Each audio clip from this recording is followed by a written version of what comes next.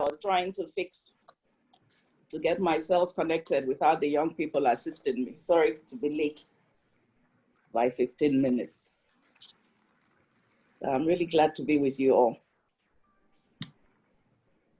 Thank you very much. Thank you. Morning, everybody. Morning.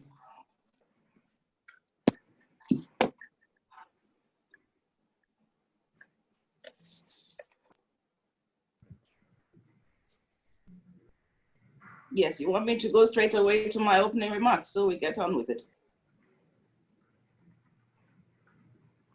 Professor Chukwane? Yes, I want you to go ahead and make your opening remarks. All right, thank you very much. Okay, I'm really quite pleased to be here today at this policy seminar and dialogue on managing climate change in post-COVID-19 Nigeria. Policy options for low carbon climate resilient development, organized by the Resource and Environmental Policy Research Center in Nigeria, University of Nsukka. And this is in collaboration with us at the Ministry of Environment and to UNDP. And I thank you very much for this invitation. I would like to state that, environmental and natural resources management has always been one of the major priorities of government since Nigeria formulated its first national policy on the environment, and this was in 1991. And this was for effective management of the environment and natural resources. Nigeria has also developed many other policy documents that guide the management of some specific aspects of the environment. And also the country has equally been party to several international treaties and conventions and agreements governing environmental issues. One of the latest being, we all know, the Paris Agreement that prompted an urgent response to the dangers posed by climate change. Nigerian government signed and ratified this agreement in September 2016 and 2017. And also, Nigeria, through this agreement that we signed, through our nationally determined contributions, we pledged to follow a low carbon development path and to reduce carbon emission by 20% unconditionally and 45% conditionally by 2030. Under this current administration of President Buhari, Nigeria is working tirelessly towards meeting her pledge in the NDC. We have carried out and are currently carrying out a lot of projects. For example, the issuing of the green bonds we did in December 2017. We've had a large-scale installation of off-grid solar power and other efforts we've done to enhance energy efficiency. Also, we're working towards ending gas flaring by 2030. And the president in 2018 approved the gas flare prevention of waste and pollution regulations. But despite this modest achievements, a lot still needs to be done if we must achieve the targets as we pledged in our NDCs. Thus, the theme for this policy seminar dialogue is very apt, and I expect the outcome will help us further and guide us, the government, on actions to speed up the achievement of a low carbon climate resilient development. This is particularly important given the fact that the drive towards achieving our targets in our NDCs has been slowed down by COVID-19 pandemic, which has exposed the fragility of our systems, as well as being a major challenge to sustainable development in our country. So I'd like to congratulate Professor Chukwane and the Policy Research Center, University of Nigeria, and also the array of experts that I'm looking forward to listening to, our policymakers and researchers from within and outside Nigeria, discussing this important topic.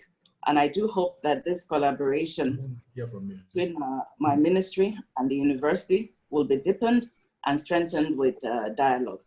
So I hope the outcome will also support, oh dear, my telephone, will also support our ongoing revision of the NDCs. And Dr. Tafa, the Director of the Department of Climate Change, should be here with us to speak more on that.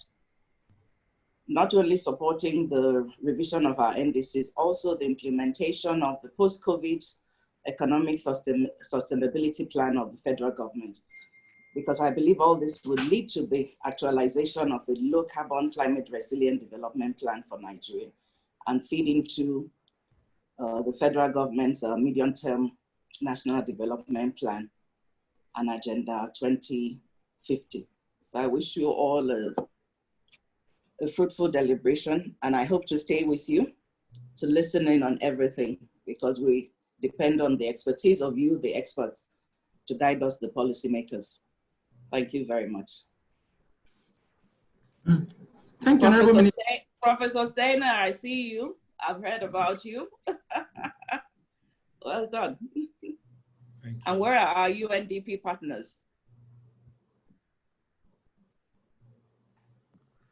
Thank you. Thank you.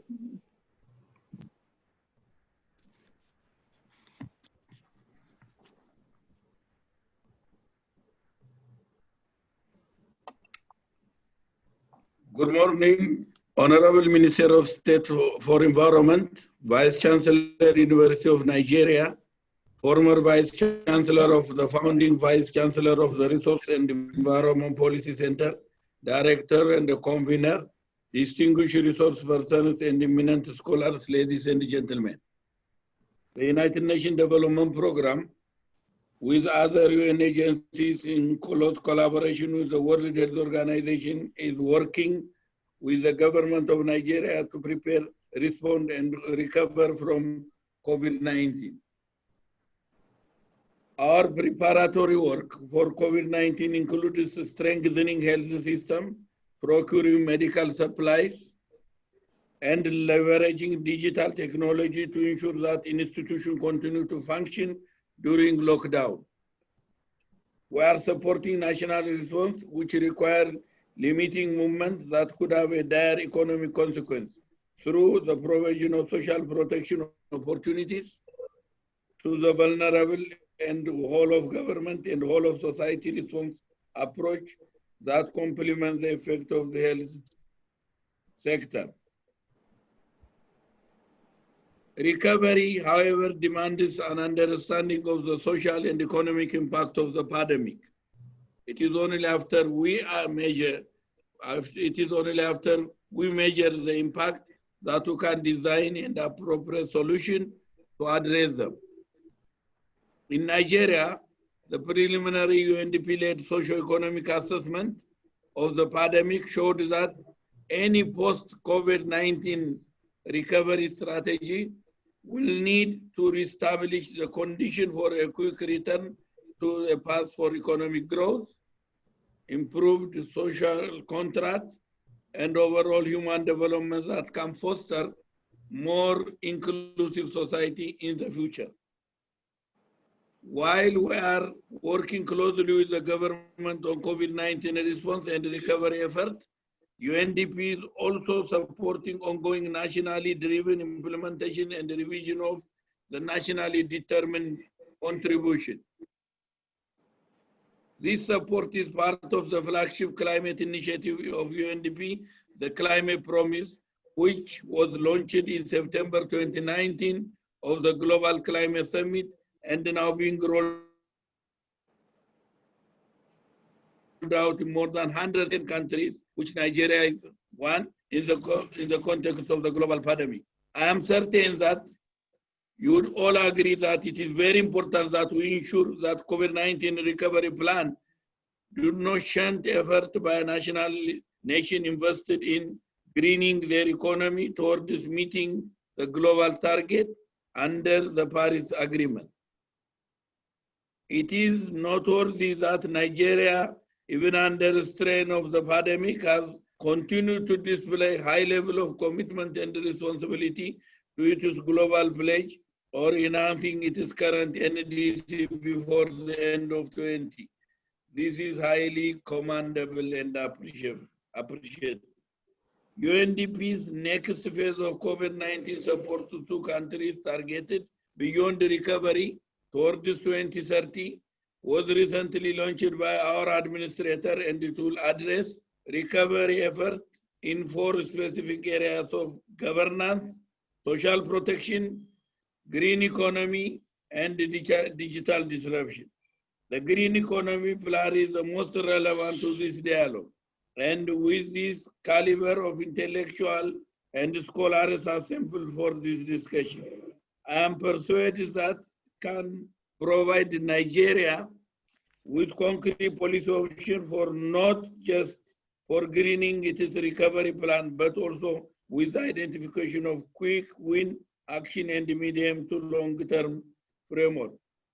A strategic option, therefore, would be to integrate nationally determined contribution measures and strategies into the National Recovery Plan. The added advantage is that measures already vetted by sector ministries during NDC consultation process could be easily assessed for their impact on green job, health, livelihood, and gender equality for inclusion and recovery plan. We believe as UNDP quite strongly that green and sustainable criteria should be established and integrated into the project supporting recovery effort, and that the Nigerian Economic Sustainability Plan provides this opportunity. It is important to emphasize that while we are working on a green recovery plan for Nigeria, we need to ensure that each effort are gender sensitive and responsive. This will remove structural constraints against women and rightly position them for fulfilling full participation, access and control over resource and economic opportunity arising from this plan.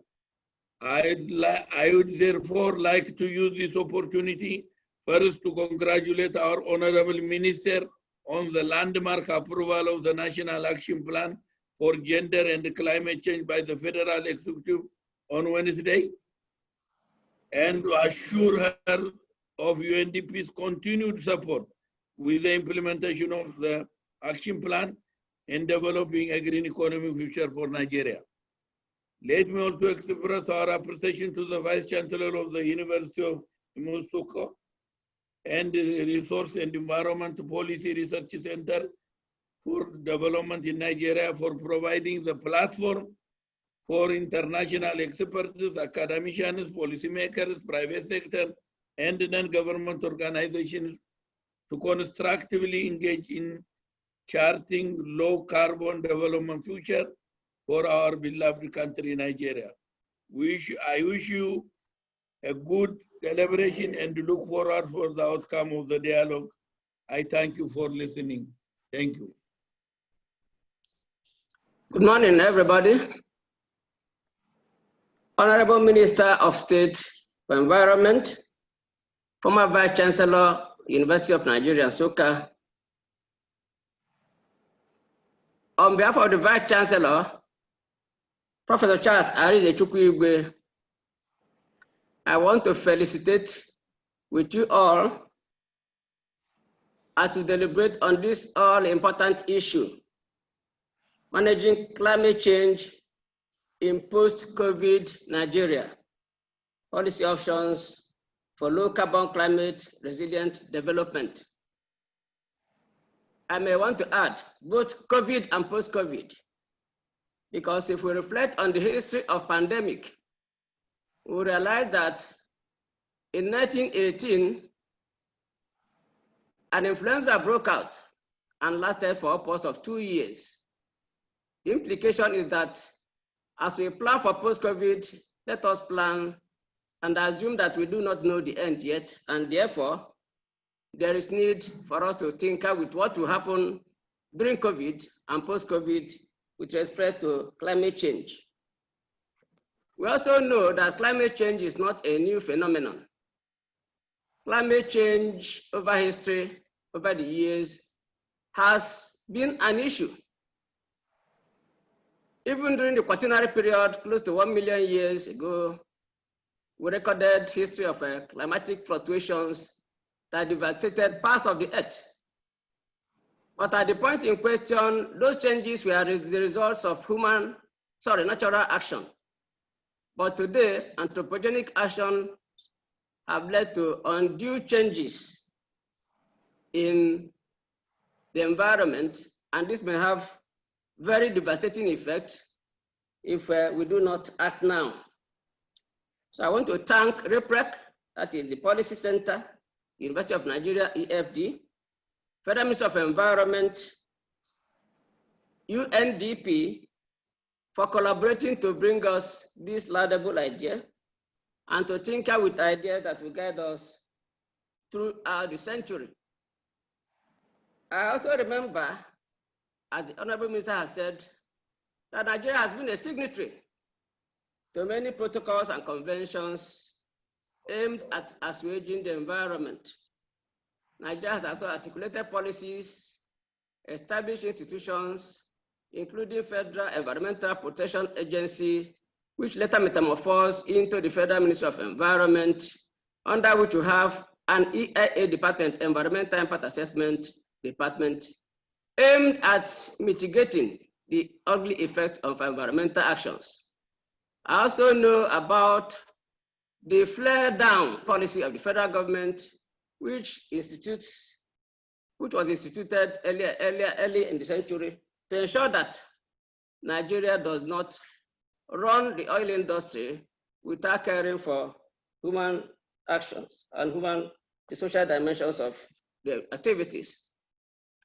The University of Nigeria, Nsukka, under the former Vice Chancellor, introduced this center to ensure that we take policy initiative and then initiate action plans that will lead to good environmental management.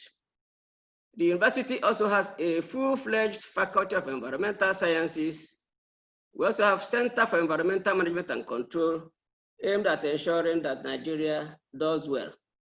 I therefore wish to harp on the need for dramatic change in this COVID and post-COVID period to ensure that we tinker with policies that will guide us towards developing some directions, both pragmatic and actionable directions that will guide environmental management in Nigeria. Such policy actions must harp on the need for effective monitoring and rapid response, because the need to implement effectively those decisions are key in the efforts to achieve results. I want to wish you well and to tell you that the University of Nigeria is always available and ready to collaborate with institutions, agencies, and individuals to ensure that the environment is properly handled. May God guide you as you deliberate. Thank you very much.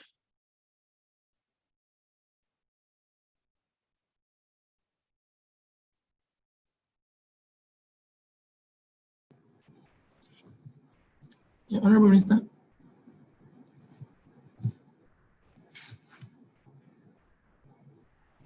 Yes.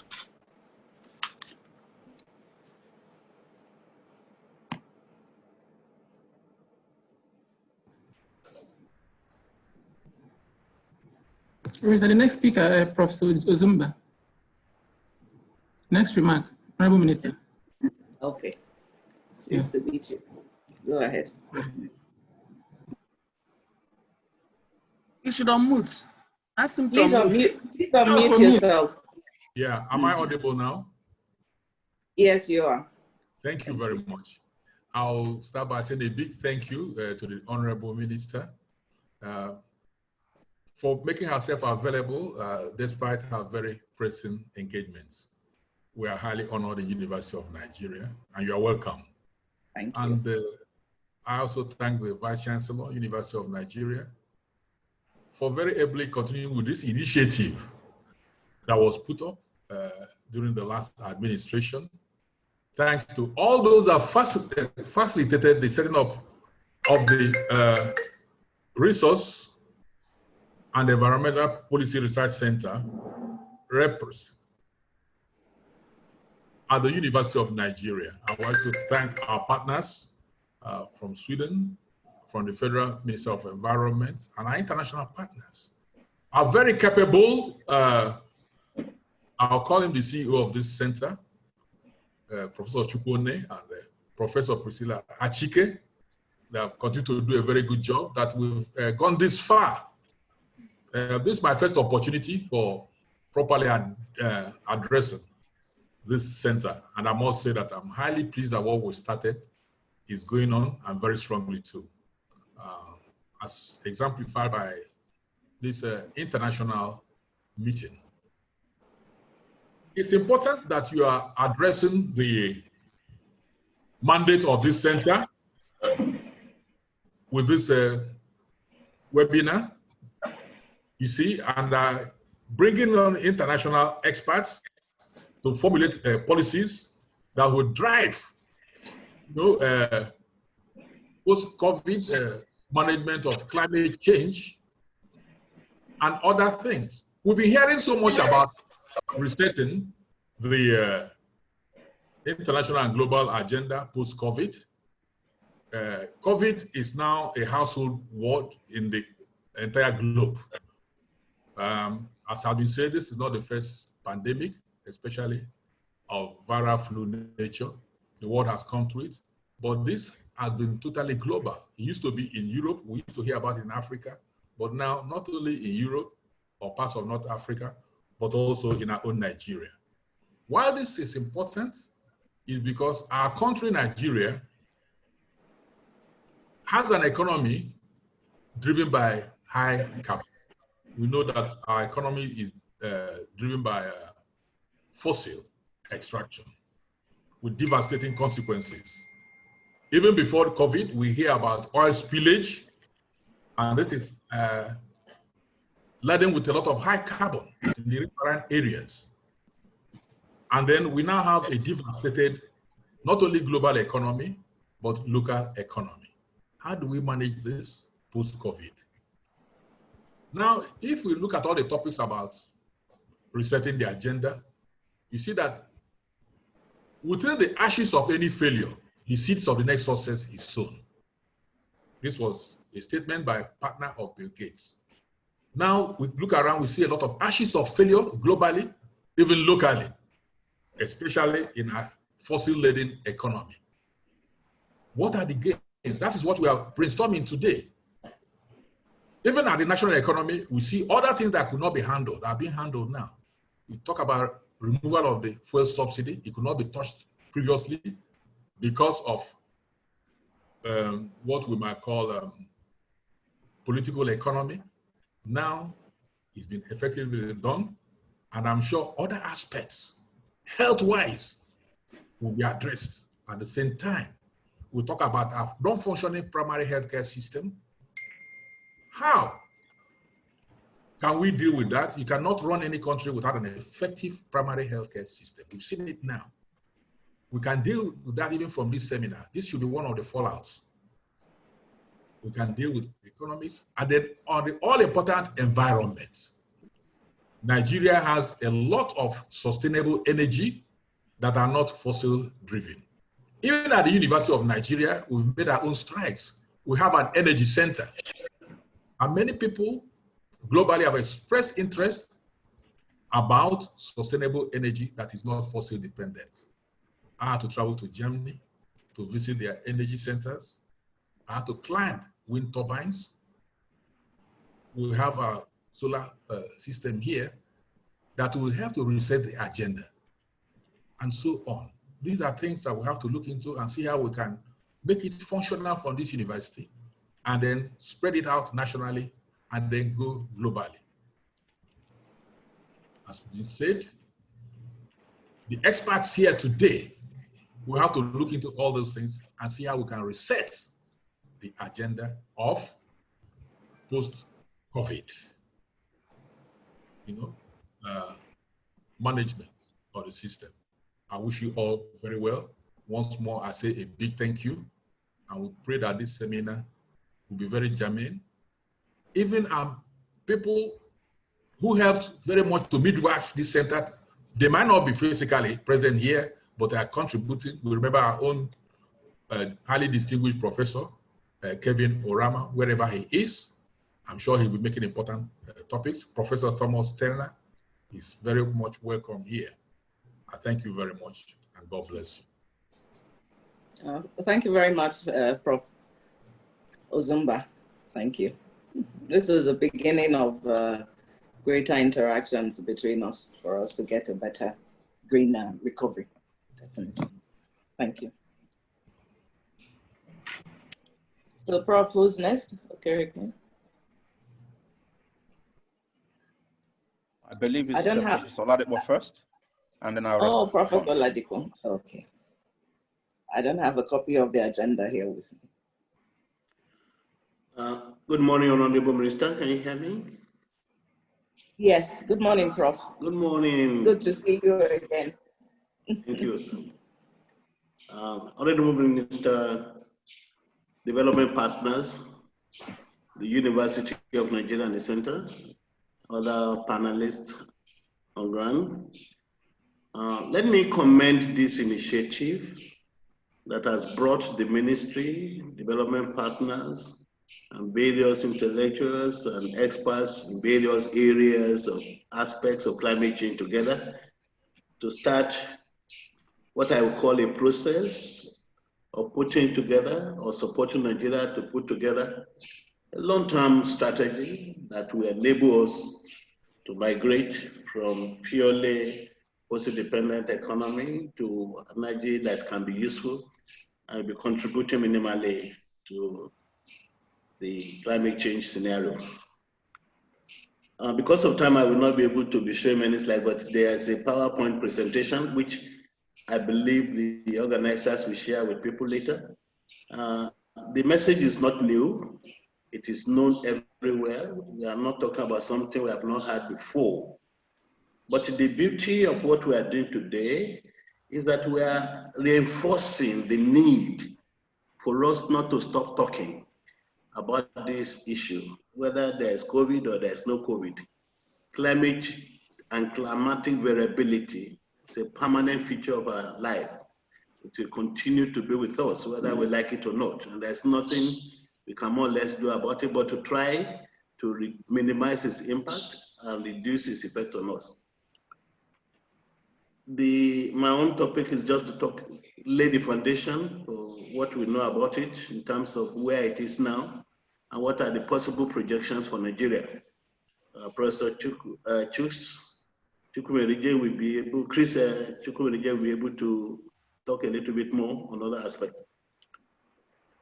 The consensus, and I think this is now known, whether people accepted it, even the climate change people that the effect, the reality of climate change, know that there's something is happening. We're having one of the earliest development of hurricane already taking place. And that's an indication that because the sea surface temperature has been so warm that the hurricane season is shifting and it's coming earlier than normal.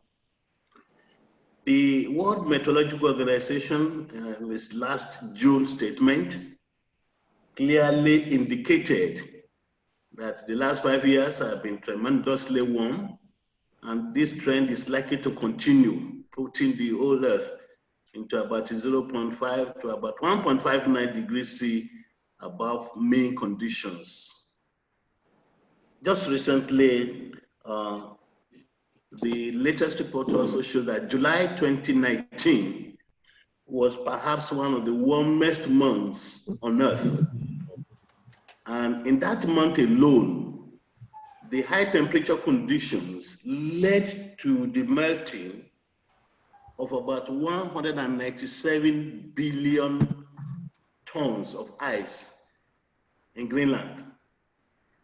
That massive amount of melting in July 2019 alone, as a result of high temperature conditions all over the globe, on the average, is equivalent to about a 0.5 millimeter rise in the sea level. If such trends continue, definitely whether we believe there's climate change or not, we will feel the impact. For example, the various scenarios that have been done that we have more or less captured for local conditions in Nigeria indicates that should the sea level rise by about 0.5 meters globally, 35% of the Niger Delta will be underwater. I mean, there's nothing whether you are going to extract oil or not. People will not be able to live there, 35%. Should the warming continue and we have a sea level rise of about 1 meter, 75% of Niger Delta in Nigeria will be underwater. And the current projection clearly shows that many parts of Nigeria will continue to suffer from extreme events, extreme weather events, high temperature conditions, some of which we even witnessed during. And it's not even because it's not strong. Hello, can you hear me? Yes, we can hear you. Can everyone else mute their? Yes. Some of which we have even witnessed during this COVID period. The case of Kanu, for instance, was very staggering and very embarrassing everybody was thrown into panic.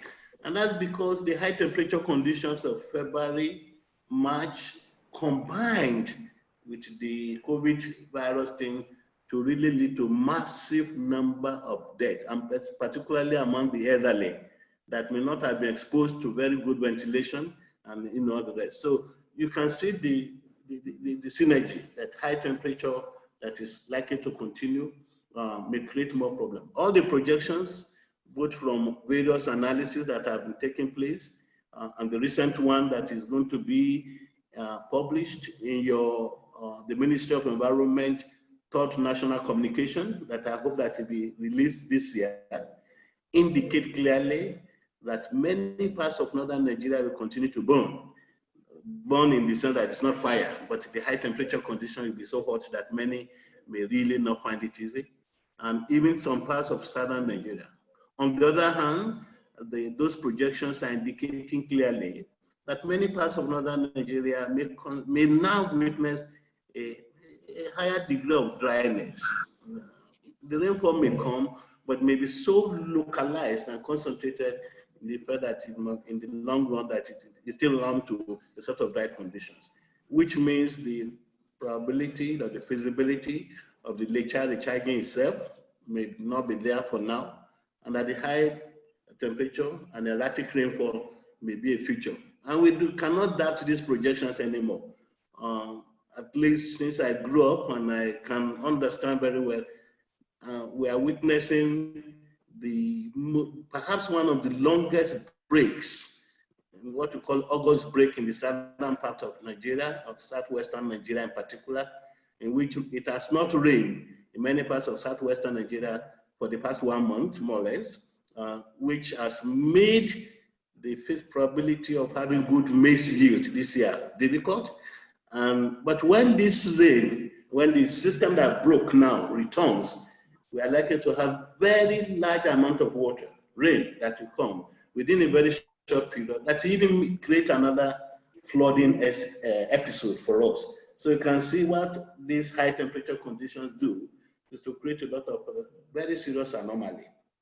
And we cannot really do anything about. I mean, we have to accept that this is going to be a continuum. We do not know when it's going to end. All projections have to. But what do we need to do in an attempt to understand it more? I think the country will now have to really try to build our national capacity for climate change modeling and scenario capturing, so that we'll be able to know how to adapt a lot of the global results to our local conditions, most of which Chris has done a lot of work with the IPCC to be able to translate them to our local conditions that will enable us to plan. And we also need to really agree as we move on in this discourse that effective funding and sourcing for really prominent climate finance mechanism, in addition to the green board that is already being floated, will be a very good way to go. If we are able to do that very well, and we're able to agree that we need to accept that climate change is a reality, It's part of our development, and there's no amount of development effort we want to put in as a nation unless we capture the imperatives of climate change, climate variability, the need to try to contribute to global effort at reducing the amount of human input that is creating this enigma and condition for us, then we will not be able to really make our development sustainable, because whatever we plan, no matter how many railway lines we build, if the system comes, one swoop of heavy flood can remove all the railway line within 1 day. That's the hypothesis. So we have to really understand the need to really plan and make our development effort to be climate resilient, so that we will not be able to delay our development further. I want to thank you all for this, and that we can continue to build on this one in a more scientific and elaborate manner in future. God bless you. Okay, thank you very much, Professor Ladipo. And I would also like to thank you personally for being part of our work in developing our post-COVID-19 medium-term strategy plan for the ministry. Thank you. And I hope you'll be able to share that with others. And you touched a bit on climate financing. I would like to tell the House that the Ministry of Environment has been able to secure a climate finance advisor for Nigeria. This was out of a bilateral I had with the UK government to have a climate finance advisor, so Nigeria can be able to access more and better financing. And this person will be situated in the Ministry of Finance, so it should cover all ministries. Since we have started our interministerial committee on climate change as well. We had our first meeting recently, and we hope to build up on that as we're reviewing our NDCs. Thank you. Yes. So, Minister, the next presentation is from Professor Chukwumerijio Okereke. He will speak more. Professor Chukwumerijio, Professor of NDCs. You're welcome. Glad to see you. Thank you, Honorable Minister. We have a lot of work to do with our National Action Plan on Gender and Climate Change. Now we have a lot of work to do. We have a lot of work to do.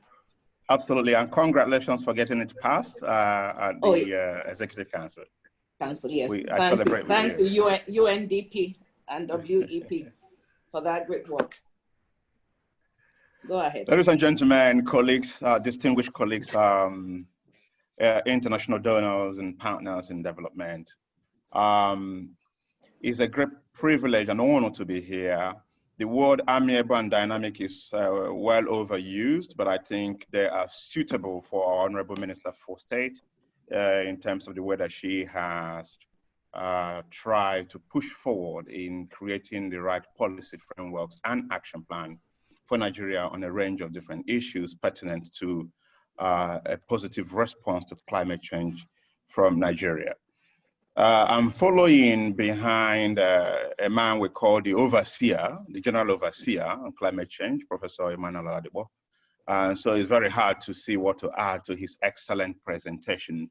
He's covered quite a range of various aspects of climate change impact, both globally in Nigeria, articulating quite clearly the fact that we are now in what I call an uncharted territory. What the kind of changes we are seeing globally now from all the top models in the world are quite unprecedented. In the IPCC, we've already clearly identified that if we continue our business as usual approach, we will be hitting 1.5 global warming by between 2030 and 2052. And that if the globe is really serious about stemming the catastrophic impact of climate change, then quite arguably, you should be looking at leaving all the oil in the ground from around 2025. If strong global climate policy is implemented, the chances are that over 2 2.7 trillion assets invested in oil will be stranded. That is to say, is the kind of asset that you're not able to turn into profit because you can't mine the oil. I've already indicated in my TED talk recently that we now have over 30 principalities and 16 countries that have made strong proclamations about their intention to ban fossil-fueled cars in their territories from 2025, 2030 to 2050. If all those projections and plans were to come to pass, then we have again what we call in UK double whammy, a distinctive possibility that those who have been buying our oil will not have the appetite to procure oil. So you combine the impact of a strong global landscape of climate policy that will completely wipe away about $3 trillion of assets in oil and fossil fuel, with a ban on importation of fossil fuel from about 30 principalities and 16 countries, then you can begin to imagine the kind of economic catastrophic consequences that climate change will have in Nigeria. Not to talk about the impact as beautifully articulated by Professor Oladipo. Now, the total pension fund now stands at nearly 10 trillion naira. And my center at Ndufo-Alike had begun to do some modeling to understand the amount of the money invested in pension fund that will completely affected at different levels of projections of climate change. And the numbers are not that very alarming. So I think that for a long time we have focused on, they are not unimportant sectoral impact of climate change, but have not quite understood the fiscal implication of climate change to long-term sustainability and growth in this country. And that is why I joined our friend from UNDP, Lalim, to call for the minister and our partners, as soon as we begin to implement this action plan on gender and vulnerable people that have been approved, our next target really needs to be on a national green growth plan. You know, so that we can move climate change slightly away or from the current sort of environmental peripheral coloration through which a lot of our stakeholders see it, to mainstream economic, fiscal, economic planning. And I'm glad that now we have a climate finance person procured through the Honorable Minister that is going to be sitting with the Minister of Budget and Planning. But we need much more intensive collaboration with the Minister of Budget and Planning and the Minister of Finance so that we can begin to understand the impact of climate change on our budget and how the budget can effectively respond. Already we have an external debt of about nearly 7.68 trillion and a deficit of about 1.96 trillion. Now, if you slap on top of it the projected impact that climate change will have on our economy, which is about 2 to 11% GDP at about 70 trillion, the future begins to look quite bleak. But as I think Professor Zumba was saying, there are still great opportunities in these bleak looking futures. But I'll propose very quickly 5 Ps that we need. Number one, greater projection. And that has to be backed up by science, as Professor Oladipo was saying. We need to now create a center of excellence. What we have in Nsukka can offer a starting point, but I will suggest for a much more collaborative approach so that we can begin to learn how we can downscale, translate the global models output to much more particular understanding of the impacts on the ground and responsive options. Second P, we need political will. So we already have Sharon leading charge, but we need stronger political will at the highest level. My experience from Rwanda when we drafted the first national green growth plan in Africa, which I led on in Rwanda, show me that about the most important condition for getting a country on a green growth plan is political will from the highest level. President Kagame called me and said, speak to any minister you like any day. If they don't answer you, talk to me. And easily we had about 10 ministers in the room, from agri to health to education, discussing about the synergistic way in which the country can manage the impact of climate change. And the third P is a plan. And I've already indicated that what is needed now is a national green growth plan. When we finished designing the green growth plan in Rwanda, Rwanda has capitalized on that and has attracted millions of US dollars and pounds, which they have now used to make, in some sectors at least, themselves as the leading examples in Africa. The next P is proactiveness. So far, I see a lot of reactiveness in the way that we are dealing with climate change. And what I think Liam was saying is a good example of proactiveness. How can we use our approach in dealing with climate change to create 5 million jobs between now and 2030 or 2027, for example? So how can we leverage our approach in tackling climate change to provide more renewable energy in Nigeria? There are many other examples I can offer in which we can begin to think about more proactive approach rather than a reactive approach to climate change policy making. And the final P that I want to put forward to you is people. People, people, people. I am excited to be in the midst of some of the best names in the field here, but we need to now assemble, Sharon, you need to assemble the best brains that we have on this topic in the country and in diaspora. Professor Rama is there to help to lead the charge from an African Development Bank. But we have many other people that I have worked with. He has worked with, and another friend has worked. We need to assemble them. In UK, we have a think tank that advises the federal, sorry, now I'm talking about federal government being staying too much in Nigeria now, but advises Her Majesty government on a yearly basis. First, we designed the Climate Change Act, and now every year we have to tell the government how close or far away they are from keeping or meeting the obligations that are agreed in the Act. You need people around you who understand the science and the policy to be able to regularly update the government and advise the government. Thank you very much, and it's been a pleasure to offer these thoughts at this important meeting. Thank you very much, Prof. That was very insightful. I like the bit about not being reactionary, but being proactive. And let me say my favorite catchphrase: our solutions are in nature, nature-based solutions for climate change. That's why if you hear recently, I've been talking about the mangrove restoration project. We'll tackle the issue of climate change, tackle coastal erosion, tackle the issue of loss of livelihood for our people through that mangrove restoration. This is another topic we'll discuss another day. And I had earlier mentioned about our post-COVID-19 medium-term strategic plan of the ministry, which Professor Ladiko and a few of your colleagues were part of, that we have put together. Our intention is to mainstream this, especially the climate change component, into the Nigerian economic sustainability plan.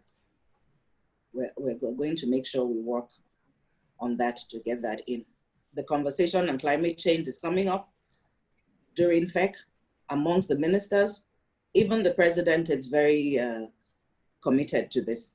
He talks about the recharging of the Lake Chad. We all realize the effects of climate change is what is fueling the insecurity in the Lake Chad region and also in Nigeria with the farmers, headers, clashes that's going on. Thank you very much. Yeah, thank you, Honorable Minister. I've made you the facilitator with the agenda. Yes, go ahead. That's okay. Yeah, the next presentation will be coming from Dr. Tafar. I don't know whether it's, I don't know whether he has, because I can't see him in this. You haven't seen him on this? Okay, you know, yes, Dr. Tafar, he's transitioning. You know, he's been made the federal permanent secretary. Yes, I know. Yeah, so it's transitioning. So I hope he can join us. Maybe we'll go to the next person. Maybe later. Yeah, the next person is Chinedu Nwajuba, who is represented by Dr. Robert Onyeneke. So we'll call on Robert to make the presentation. Okay. Robert, yeah.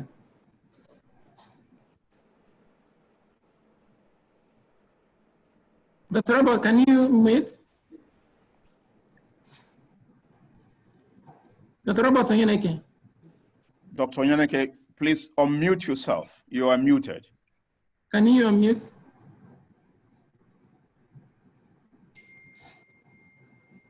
I mean, he's not. Okay, yeah. Can you hear me now? That's better.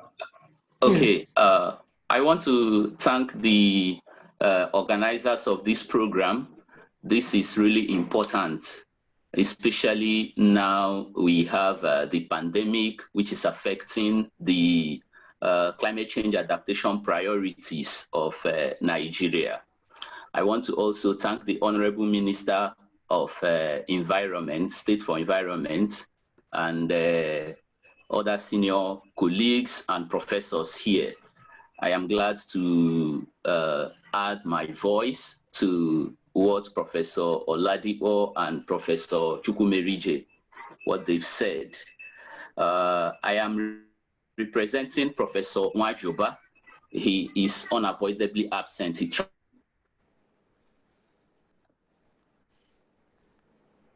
tried to be here today, but he joined this discussion. So the center asked Professor Nwajuba to make a presentation on climate change adaptation in Nigeria, past experiences, challenges, and way forward. Of course, we know that Nigeria is vulnerable to the impacts of climate change. I don't want to talk about the vulnerability of Nigeria. That is clear to everybody. And if you go around the country from the Sahel to the coast, you see different sites with degraded land, for instance, gully erosion, landscape context of dry lands and all that. We have a lot of socioeconomic stressors and all that. So this makes adaptation to climate change in Nigeria inevitable. So we have to seek new ways to live, work, play, grow food, travel, etc. in our new climate world. One important experience I would like to share with us is a project I was involved, the Building Nigeria's Response to Climate Change project. I think I consider that project as important when we discuss about community-based adaptation in Nigeria. It was a project funded by the Canadian International Development Agency, CIDA, now I think Global Affairs Canada, from 2009 to around from 2007 to 2012. The project has 4 components, but I will pay more attention on the second component, which is the pilot project components. So the 4 components I will mention is the research component, which had 3 socioeconomic research completed from the Sahel to the coast, and 1 scenario modeling project, which try to state, make projections going forward what climate change will look like in Nigeria and the associated impacts. We also have the pilot project component. The pilot project component, we implemented the project in different ecozones of the country. The Sahel project was implemented there. You come to the Sudan, a project was implemented, the Guinea Savannah, the rainforest, and the mangrove. So these are community-based adaptation projects. And the process of implementing these projects, the communities were all involved in selecting, identifying the impacts and selecting the projects. We also have the communication component, which try to touch different aspects of communicating the outputs of the project, networking and outreach. Then we have the policy component, which finally led to the production of the National Adaptation Strategy and Plan of Action for Climate Change, with other partners like the Special Climate Change Unit, now the Department of Climate Change. So the NASPA component drew a lot of lessons from the pilot projects and the research projects of the BNRCC, the Building Nigeria's Response to Climate Change. So to be more specific, in the Sahel ecozone of Nigeria, some climate change impacts which the communities were involved. We worked with the communities and identified the impacts, and the communities chose projects to address these impacts. Some of the projects chosen by the community, because there is a water scarcity, pure water scarcity in those places, and the oasis drying and all that. So we did a kind of tube well irrigation projects for the farmers, because these are rural communities. Help them with the tube well project, tube well irrigation projects, which they used even during dry season, in quotes, kept on producing, and also try to discourage them from even using the scarce fuel woods they have there. So a lot of projects around energy saving were also implemented. So coming down to the Sudan, we had projects in Bauchi State and Jigawa State, where water scarcity, we also identified water scarcity as part of the challenges in those states. So we also implemented projects, worked with some research institutes, especially researchers in the Abubakar Tafawa Balewa University, Bauchi. So we worked with them, got early maturing crop varieties, constructed wells with hand pumps, water harvesting. We planted jatropha woodlots. We used drought decision support tool to help these farmers know when a kind of anticipate drought, or there will be a kind of rainfall scarcity. In this ecozone, we also identified that even the local people, they have a lot of indigenous knowledge about this climate change we are talking about. They know when to even expect the rain. But when we were interacting with them, they also let us know that lately those things are not actually happening. There's a particular bird they talked about.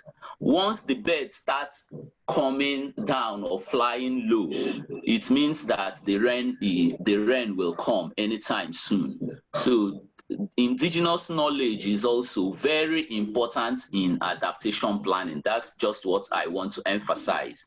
So we also moved down to the Guinea Savannah. We implemented projects in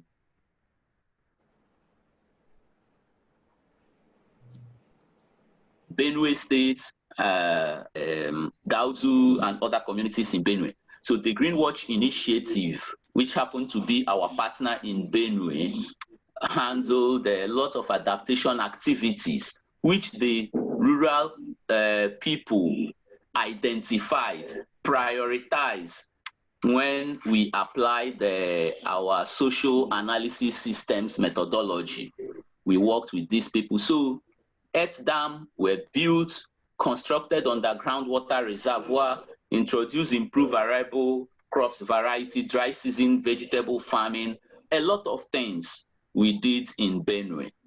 So the project moved down to the rainforest region. So in the rainforest region, we implemented and trained people on developing fish ponds, provided water, introduced fuel-efficient stoves in those communities to help them adapt to climate change. We also moved down to the coastal communities. We implemented projects there also in Cross River State. So with this example of carrying communities along in implementation of projects, we saw that it helped in terms of building resilience. If you look at the Building Nigeria's Response to Climate Change project, it's more like a kind of, because it gave pilot projects prominence and emphasized on community-based adaptation. So much of the project was indeed an exercise in building resilience to climate change in Nigerian rural communities. So for the challenges during the implementation of the project, we learned generally that adaptive capacity is actually low in these communities we worked in. We also, because adaptive capacity is low, we also identified that these communities, yes, they have some already ongoing kind of adaptation activities, but these activities are not sufficient to deal with the climate change impacts. We also learned that the states and local governments, they are not a kind of fully involved in climate change actions in these in their states and all that. So because of that, by way forward, I think that what we need to do is a kind of further planning, adaptation planning, especially for states and local governments. It does appear to me that it looks like we are talking more. I like the commitments at the federal level. I would also want more commitments at the state and the local government level. That will help the rural communities adapt more to climate impacts in Nigeria. So we need to do that. We need to identify in these communities who is likely to be affected and how far will the effects happen into the future? How can they respond? How much time do they need to respond? Do they have the resources? If they don't, what assistance do they really need? And what roles will the different stakeholders play in response to strategies identified and probably prioritized? So I want to thank you once again for allowing me to add my voice to the discussion and thank the Center for this important activity. Thank you very much. Okay, I think we've lost you, but thank you very much. Thank you very much. I'll definitely like to hear more about your community-based adaptation projects. And I would like to say at this point, I noticed that we have a lot of projects going on in various states, you know, individually. It's like we're working in silos in Nigeria. I'd like to see a situation where whatever project anyone is doing, the ministry gets to know. And I don't know if you're all aware that the 2012 National Policy on Climate Change and the Response Strategy for Nigeria is being reviewed, you know, because the objective is for this policy to implement mitigation measures and promote what we're talking about today. So I don't know how many of you are aware of that or are part of it, you know. So, Prof. Okay, thank you. Yes, you go ahead and call the next person. You are now the timekeeper. Right, if you permit me, I want questions coming up on the Q&A. It's like we're losing connection, yes. Okay, I mean, there are questions in the Q&A, and I want to say that those questions will be responded to during the period of discussion by some of the panelists. And because there are issues that they are raising there, especially some to the Honorable Minister, about implementation and things like that. Yeah, so we'll come to that. Oh, you're breaking. So I can hear you. The next session is we're entering into the second session on strategies for facilitating low carbon climate resilient development path in post-COVID Nigeria. And the person that will be presenting now is Professor Kevin Oramah, the Senior Director of African Development Bank Institute in AFDB in Abidjan. So, Prof. Okay. Can you hear me? Yes, we can. Welcome. Okay. Yes, we can. Thank you. We cannot see the screen sharing. Right, it's now okay. You can see the screen now. Yes, yes. Okay. It's coming and going. So I will be spending like 15 minutes with you to speak about the topic. The screen is off again. Oh, it's back. It's back. Okay, it's back. Yeah. Okay, so I'll be spending like 15 minutes to speak on the topic you will see. And let me take the opportunity to actually congratulate the Honorable Minister for an excellent job she's doing for Nigeria. Please keep that up. We need that quite a lot. So I'm going to quickly go on to, the screen is not moving, okay. So I will talk quickly about what policies are being implemented globally and also by African countries and also like in Nigeria, and what implications those policies that are trying to address COVID-19 has for climate change. What are the quick wins that we can see from there, and how can we craft policies for climate change going forward? So before COVID-19, we know that Africa has not really been benefiting so much from the current economic paradigm. That red line on the floor of the x-axis there, the x-axis there is Africa's GDP all through the period.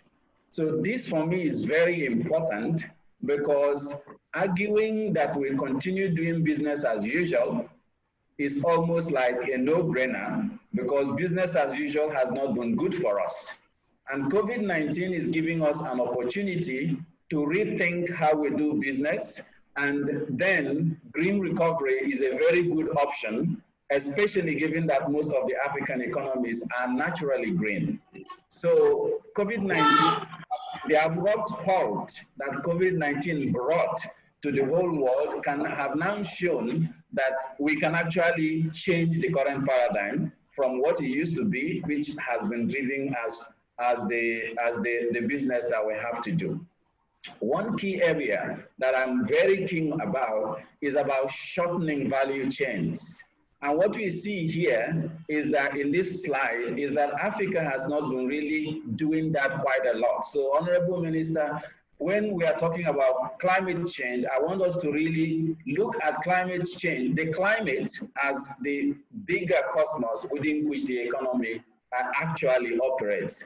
So we're not talking just environmental policies, but trade policies, economic policies, fiscal policies. How can we implement these policies in a way that will transition to a low carbon world that we are going to benefit better, because naturally African economies are more amenable to a low carbon and more inclusive economy. Here we have only been benefiting from regional trade, just about 15% interregional trade on the continent. So one key policy that I would like to push for is actually trade policies that will allow us to shorten value chains. And when we do that globally, we reduce CO2 emissions. But because producers in the rest part of the world want us to keep importing, that's not always being talked about. And that import substitution policy is something I'm going to come back to. Nigeria, before COVID-19, before I get here, you find that whether we are talking about climate change or COVID-19 or any other pandemic that we always have, or even poverty, which is a major pandemic in the world, and Nigeria is a big part of it, or social insecurity, you find that the major problems is about capacity, is about diversification. We don't have institutional capacity to adapt. We don't have the capacity for the technologies that are required, even like in this health pandemic we have, we are relying on the rest of the world for the technology, for the vaccines, even PPEs and so on, until we now started producing our own. So let's also think about our climate policies and green growth policies, which my friend, Professor Chukwumerije has put on the table, as policies that actually allows us to think through all the sectors of the economy and how we can actually do better to gain more sufficiency and efficiency while improving the quality of growth. Here is the structure of the Nigerian economy. I'm not the best person to talk about it, but we can see that there's a reliance, as we see in the next slide here, on oil. And that oil revenue is going down naturally even before COVID-19, and it's volatile, as you see in the red line there. That's oil revenue is very volatile. So it's actually not something to plan on. If one wants to hedge risks, which is what the business we do in development finance institutions, you don't want to continue to focus on an asset that actually gives you very volatile revenue. But other sectors of the economy in Africa, like agriculture, education, and so on, has a more stable returns, if a yield curve, if I want to use that term.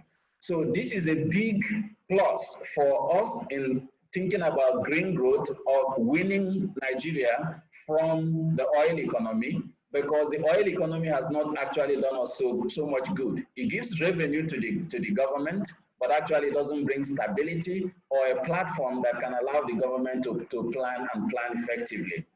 And that is creating one major problem that we also need to address, because I want to talk about agricultural policies as well, that are climate smart agricultural policies.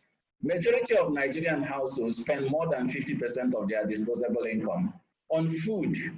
So if we actually can do climate smart, sustainable agriculture that grows the productivity in food, we'll be able to reduce a lot in our consumer price index. And Honorable Minister, this will be something that you may want to actually have discussion with the Finance Minister, because by doing climate smart agriculture, you are delivering a global good for the economy, because you are helping to create stability, you are helping to hedge inflation, and so on and so forth. That kind of language and lens, looking at climate as what it truly is, which is the big macrocosmos within which everything works. Now, COVID-19 is a small virus, and it was able to bring the whole world to a halt, the economy to a halt, and everybody is struggling about it.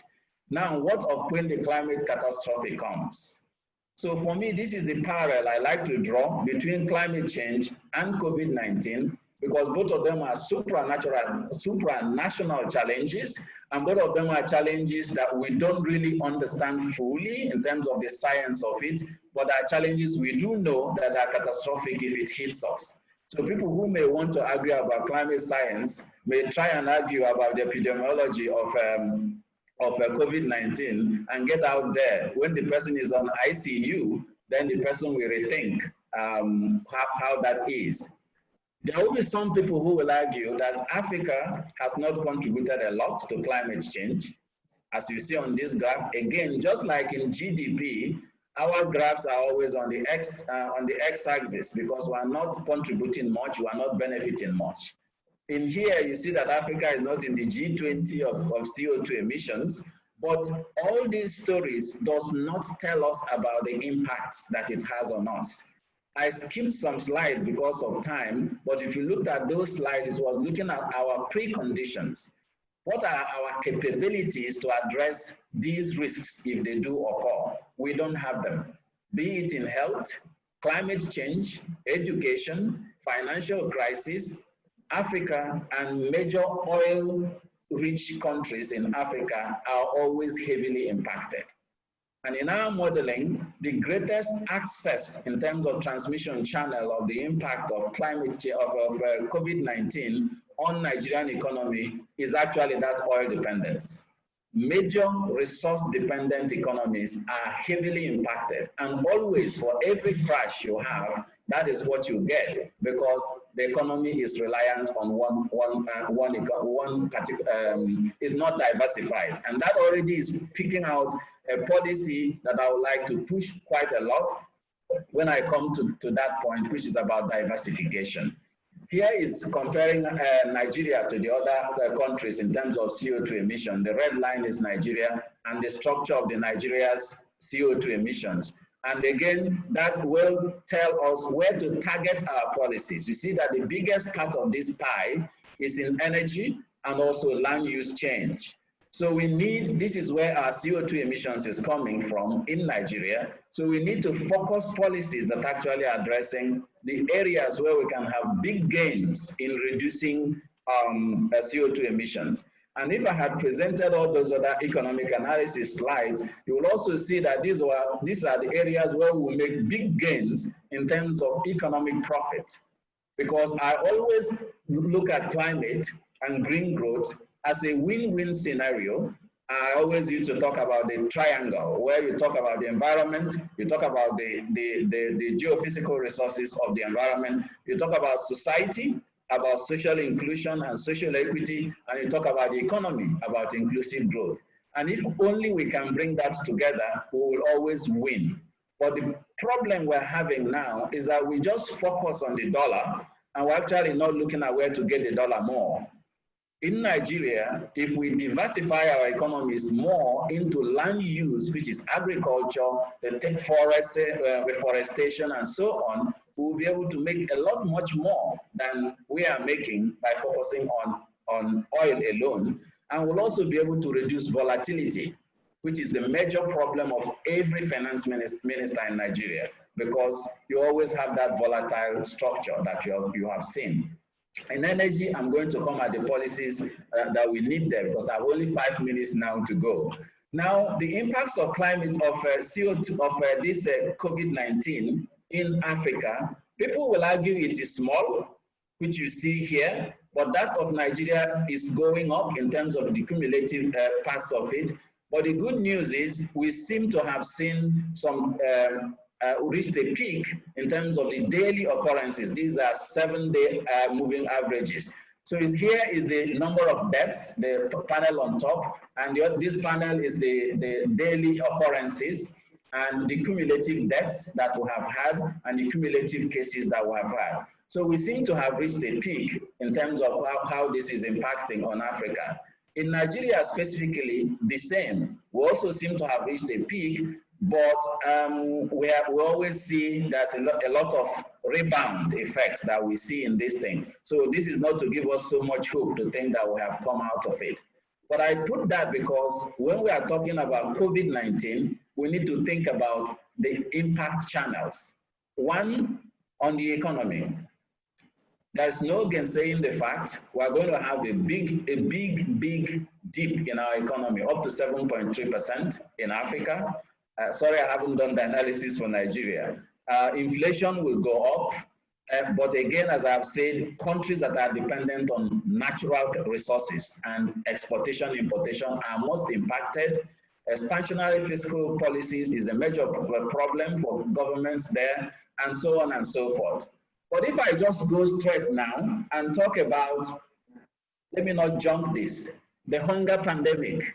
This is something that we need to think about in terms of when we are crafting the policies on how to address climate change. We need to focus on agriculture quite a lot, because it's a big win on all sides, on all the 3 sides that I've talked about. Now here is climate change and how COVID-19 is affecting climate change.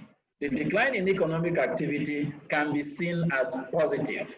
Airlines have stopped, CO2 emissions is going down and so on, but we know this is not real. From the history of every other pandemic, we just have to come out of this and people will go back to business as usual. So how can we capitalize on policies that would allow us to maintain some of the behavioral changes that we have created now? Like this kind of meeting, ordinarily we would have all traveled, that's CO2 emissions, but we can do it like this. So these are the kinds of things that we need to think about. The decline in fossil fuel use is a big win, and already the first speaker have already told us, and also Chukwumerija has already told us, the bigger changes that will come because of policy shifts, so that oil revenues will even dip down more and more. So trying to replan on continuing on an oil economy for Nigeria is not a good strategy. And now the containment and mitigation measures like the fiscal stimulus may also cause more problems depending on how it is used. And this is where, Honorable Minister, I'll actually want to get into the policies that you may need to think about very carefully. This is a study that was done with Oxford University. You had all the big names there, Nicholas Stern and the rest of them. And it analyzed all the sets of economic policies that governments are implementing and looked at what are the implications for achieving these quick wins I'm talking about. A policy that helps to grow the economy and helps to reduce climate impacts. Those are the policies that normally are implementable. No matter how beautiful a policy is, if it doesn't add to the national revenue, finance ministers may not look at it very kindly. So the 7 policies you see on top there, clean R&D spending, basically investing in research and development for cleaner technologies and so on, is a big win for the economy, is a big win for climate. Clean energy infrastructure, people have already mentioned it, big win for the economy, big win for climate. So getting the resources to implement these ones will be a lot easier for you, Honorable Minister. Then the other one is connectivity infrastructure, mass transit systems. In Nigeria, a lot of people travel in a lot of old cars. Everybody drives SUVs, and that's how to arrive. But then if we're able to change to smart trains and so on, we will reduce CO2 emissions significantly by actually increasing productivity and increasing economic activity. It doesn't reduce economic activity. It saves money for the people and it increases productivity. This is how other countries have done it. General R&D spending, in terms of R&D spending that is not only on clean technologies, are also useful because we need to invest in vaccines, discovery, we need to invest in pharmaceuticals and so on and so forth. Education and education investment is also key, and then healthcare investment and worker retraining. All these things will help both for climate and the economy. These are quick wins, I will call it. The ones that are not really supposed to be done at all, airline bailouts. Hey, airline is a big CO2 emitter, and it's also a big problem for in terms of its economy and so on. So I rush because of time. I can share this, and this I got from yourselves, the Department of Climate Change and your ministry. Very beautifully crafted pathway to transit to low carbon economy. Just implement this. You don't need any new thing. You will be able to be moving to low carbon economy. And then here are the key policies based on the analysis that we've done that I have selected for that we need to consider. Clean R&D I've mentioned, digitization of the economy, key sectors in health, agriculture, e-markets, and education, diversification of the economy, energy sector reform, focusing on clean energy technologies and energy efficiency. If we do this, we'll be having quick wins on everywhere. Realigning perverse subsidies is more difficult, but if doable, is very good for the economy and for the environment as well. And focus investments on small and medium scale enterprises. If we did this, we will be able to actually achieve quick wins on both sides. And my point, the key take I want to make here is that the new normal will be actually bringing climate and economic policies together. If we talk climate and climate and climate alone is not going to work because other sides are trying to rebuild the economy. But instead of rebooting the economy, the old economy that was not good for us and not good for climate, my proposal is that we build back better economies that are more resilient, more climate smart, and also more inclusive in terms of the type of growth that it brings. Thank you.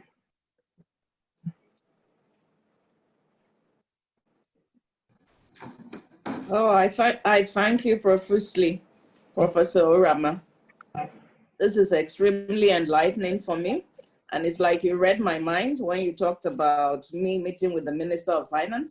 I had already made a note here that you would actually, I would like to actually invite you maybe to our next interministerial committee meeting to come and give this presentation. I love the way you have linked everything down to the economy. So definitely you and I will be meeting again. You and the ministry will definitely meet again on this. Thank you very much. Thank you very, very much. Your Honorable Minister, Dr. Tafa is online.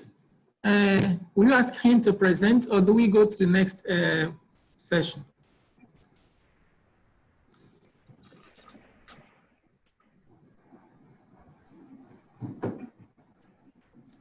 Like we've lost the Honorable Minister.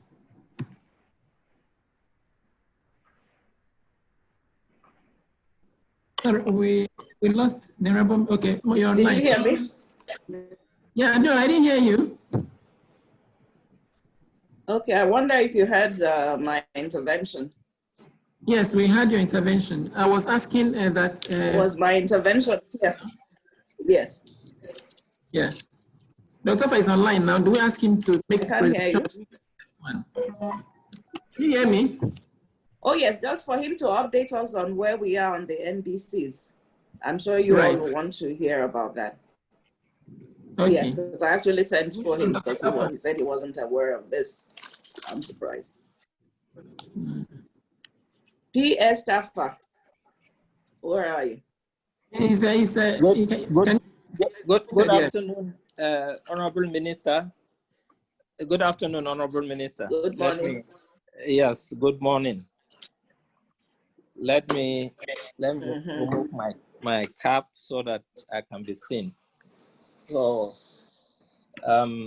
sorry for joining a bit late, Dr. Nnamaka. You did send this invitation, but officially we were waiting for the directive for our participation until Priscilla called me to say I was being waited to make a presentation. Basically, I will just give an oral because I won't be able to share my slides with you, but later I can send the slides. We already have a prepared slide. I will send them over to you. Well, basically, as we all know, the Paris Climate Agreement actually has some goals, and it's the NDC, which collectively is temperature goal limits for the continent to limit global mean temperature well below 2 degrees Celsius. For us, since the focus of my presentation is on the revision, I will just talk about the rationale for the NDC revision. First and foremost, we are undertaking this revision in line with the provision of the Paris Agreement that did say that every 5 years we are supposed to revise. Nigeria's NDC commits to 20% unconditional reduction by the year 2030 and 45% with international support. So the rationale also is that we intend to develop an evidence-based, high-quality NDC with broad ownership from society and government. We are to provide critical opportunity to advance national efforts towards meeting the Paris Agreement goals, the NDC targets, and the SDGs. One of the rationale is also to undertake transformative climate action to create economic drivers that shift investments away from fossil fuel use and carbon-intensive practices.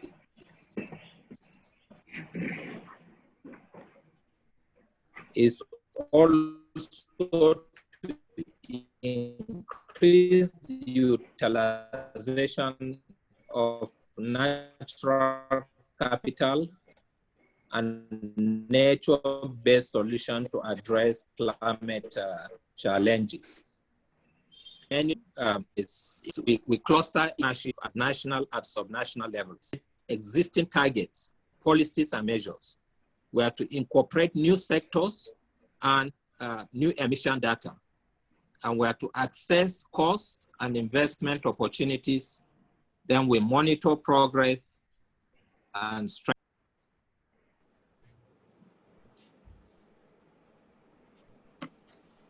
I think we have lost Dr. Tafa. So I think I'll suggest he sends in his presentation so we can go on with the UNDP, who is next, right? Professor Chukwuonye, can you hear me? Yes, I can hear you. Yes. Maybe. Yes, because he was breaking. Yes, let's go on with the UNDP, and I'll ask Mr. Tafa to send in his presentation. Okay. That's yes. Yeah. On we had to make his presentation. Oh, thank you very much, Mr. Chair, and Honorable Minister. It's really a privilege to be able to be part of this conversation in Nigeria, and I'd like to recognize the efforts that the ministry and the University of Nigeria and EFD as well as UNDP have put in to get this discussion underway. And my presentation, which is limited to 10 minutes, is really going to build on what colleagues have already, spoke about. And I'd like to recognize the deep analysis that have been done by various colleagues, the African Development Bank, Dr. Okereke, and some of the more localized examples that have been presented here. And I'm coming in from the point of view of how UNDP looks at, green growth as we emerge or as we build on from COVID-19. I would like to share my screen because I've got a few slides which I'm going to present very briefly. Can you see my screen? Not yet. Not yet seen. Okay, I'll switch off my video so that my bandwidth can manage. Good. Can you see it now? Not yet. Not yet. We see you. You still see me? No, we're not seeing you. We see your name. I see your name. Right. Okay, but I'll start anyhow so that we remain on track in terms of time. Let me just go back to the main screen, and yeah, it's a little bit difficult to share my screen.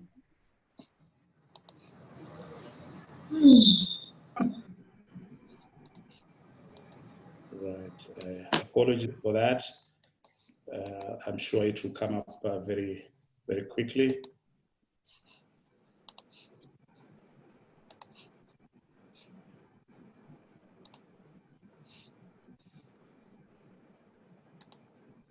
Okay, is it coming up now? No.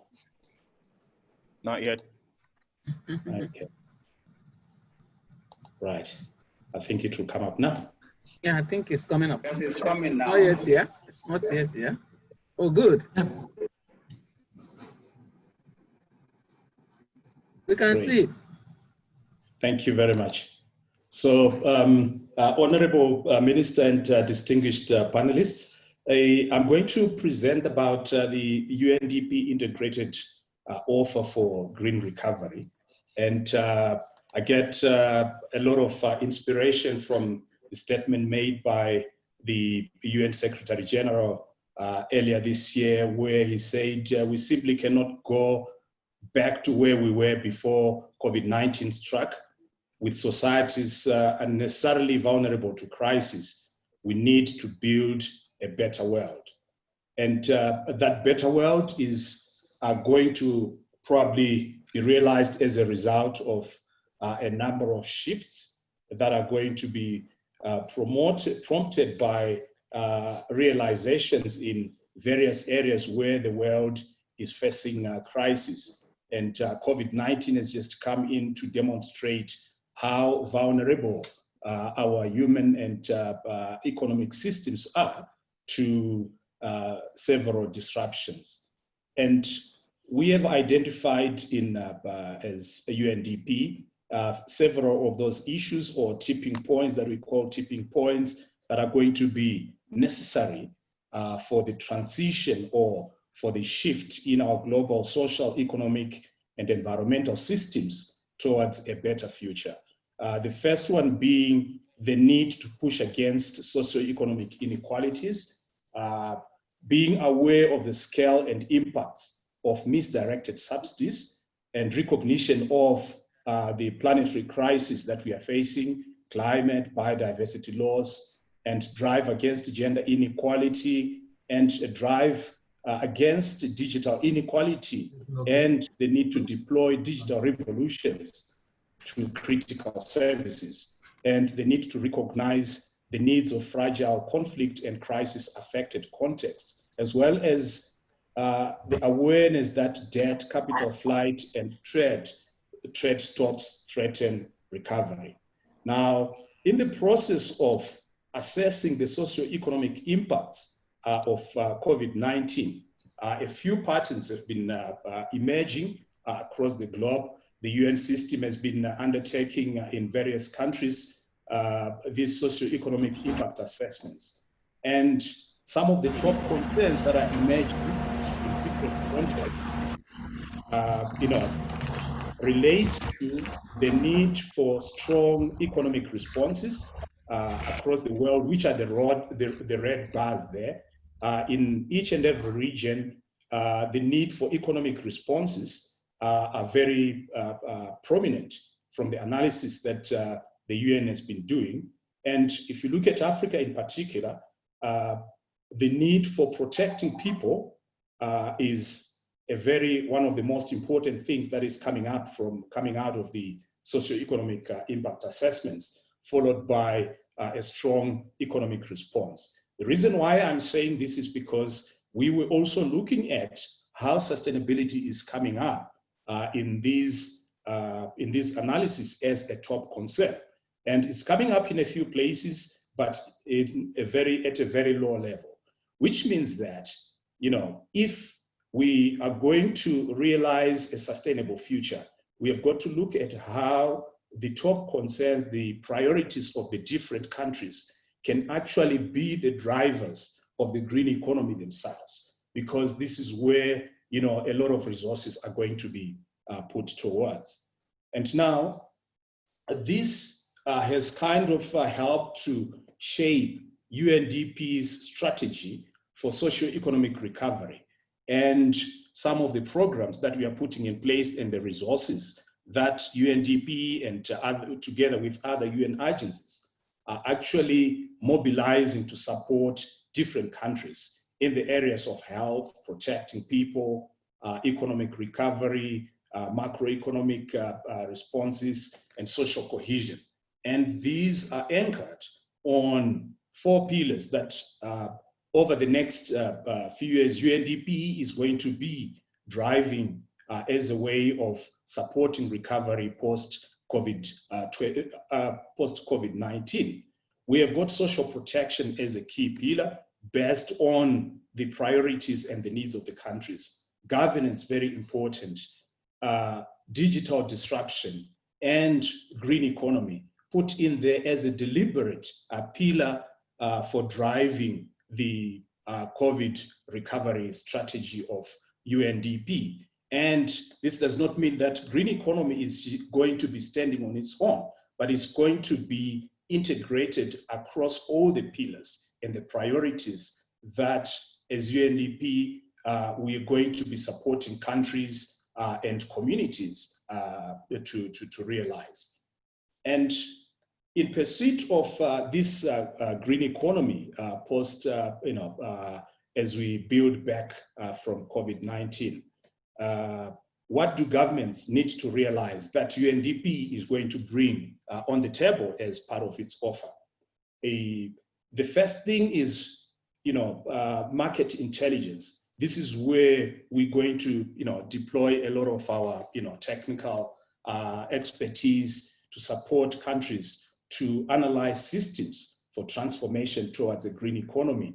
Again, building on what colleagues have been saying earlier on. Developing evidence-based offers where we do risk assessments, feasibility studies, cost-benefit analysis, and so on. Engagements with stakeholders, as well as building partnerships with various players in the public and private sectors, developing financial products and providing fiscal policy support, as well as undertaking agile analytics that enable countries to be able to make decisions as they build forward from COVID-19. Now, the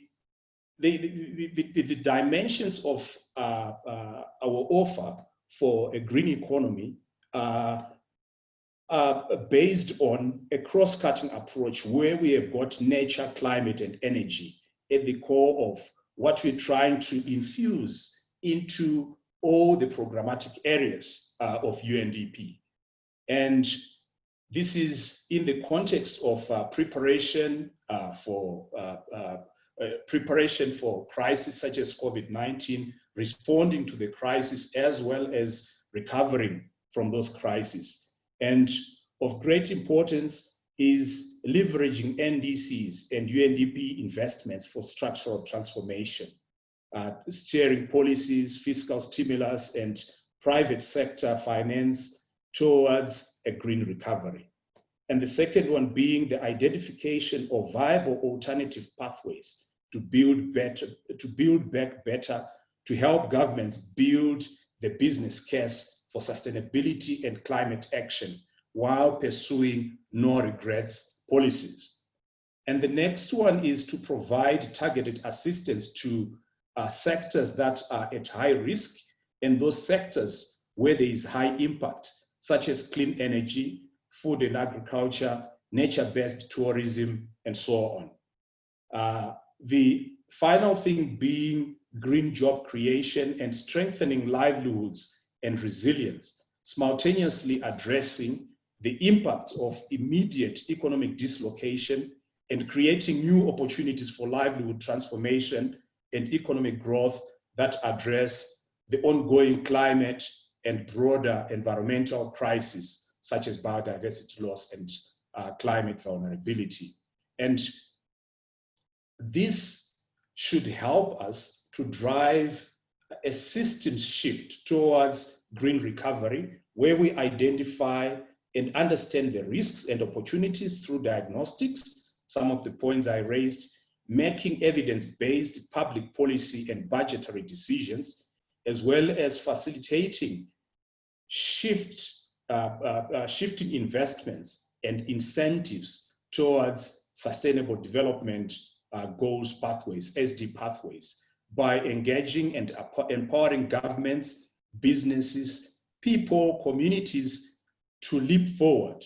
That is driving systemic and behavioral shifts beyond recovery. So we're looking at beyond recovery, what is that equilibrium that we are aiming at, that we are driving towards, and towards which we are trying to facilitate those shifts in investments and incentives, as well as behaviors towards new pathways. So the next 3 slides are really details of what I've said, and I will not go into them in detail.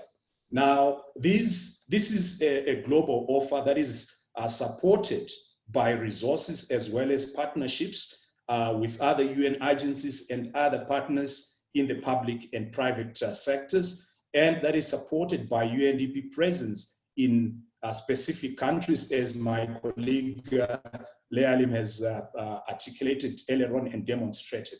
Now, on the Africa region, to support this, we have got our own guidance and offer on how to build forward better and greener, right? We normally talk about building back, but at the Africa level, we said we are looking at building forward better and greener, based on climate and nature-based solutions in the recovery from COVID-19. And that guidance is focusing on a few areas related to fiscal instruments and economic stimulus and relief packages, green and resilient government operations, greening priority recovery sectors, adding value to natural capital for greater economic growth and operating within planetary boundaries, building climate resilience amongst the most vulnerable who are also most affected by COVID-19, greening value chains, markets, and the informal economy that have been hard hit by COVID-19, technological solutions and innovation, investments and financing for a better and greener future. Now, coming down to Nigeria, this is really my last slide. Here we are witnessing, in addition to what colleagues have already talked about, the opportunities that exist in Nigeria, there is quite a lot that is already going on that needs to be harnessed really in order to in order for Nigeria to realize a broad-based as well as a well-directed transition towards sustainable development pathways. And a lot of these opportunities started several years ago, and they just need to be, leveraged and made use of in order to make these, very, very relevant to the post-COVID environment that we're going to, that we are operating in. If you look at the financial service sector, quite a lot has been happening with the Nigeria Sustainable Banking Principles and Guidelines. And these guidelines have been fleshed out to look at specific sectors. And if you have got your banking sector, the financial service sector, really at the heart of green growth, then you realize that quite a lot is going to be achieved because it's the conduit from your policy decisions to the investments that you make on the ground, and that is underpinned by real resources. And if those resources are backed by sustainability principles, then the investments and activities on the ground are going to be more sustainable. And some of the UNDP initiatives that are being deployed in Nigeria, the program on de-risking renewable energy investment, the framework for de-risking renewable energy investments, initiatives going on there in Nigeria that can be built upon together with what other colleagues have talked about, but also in Africa, several stock exchanges, almost 15 countries have subscribed to the Sustainable Stock Exchanges initiative, and Nigeria is one of them. And on the stock exchange, you have got, some of the top companies operating there. And if the stock exchanges are subscribing to sustainability principles, it becomes a vehicle to actually drive green growth going forward. And if you link that to the need to build forward post-COVID-19, then you have got a fairly broad base of actors that can come to the party and support this transition. So in short, as UNDP, we have got that commitment to actually, transform even our programmatic initiatives so that we have got the green economy at the center of each and every activity that we are supporting, programs at the global, regional, as well as at the country level.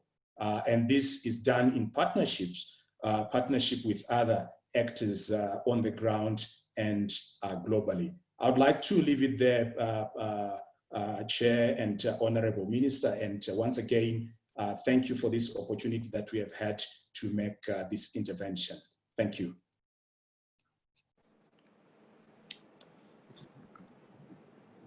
Thank you very much, Professor Medin. We as a whole have to continue advocating for a green recovery. We all know that COVID-19 and climate change are intertwined. You can't treat one without the other.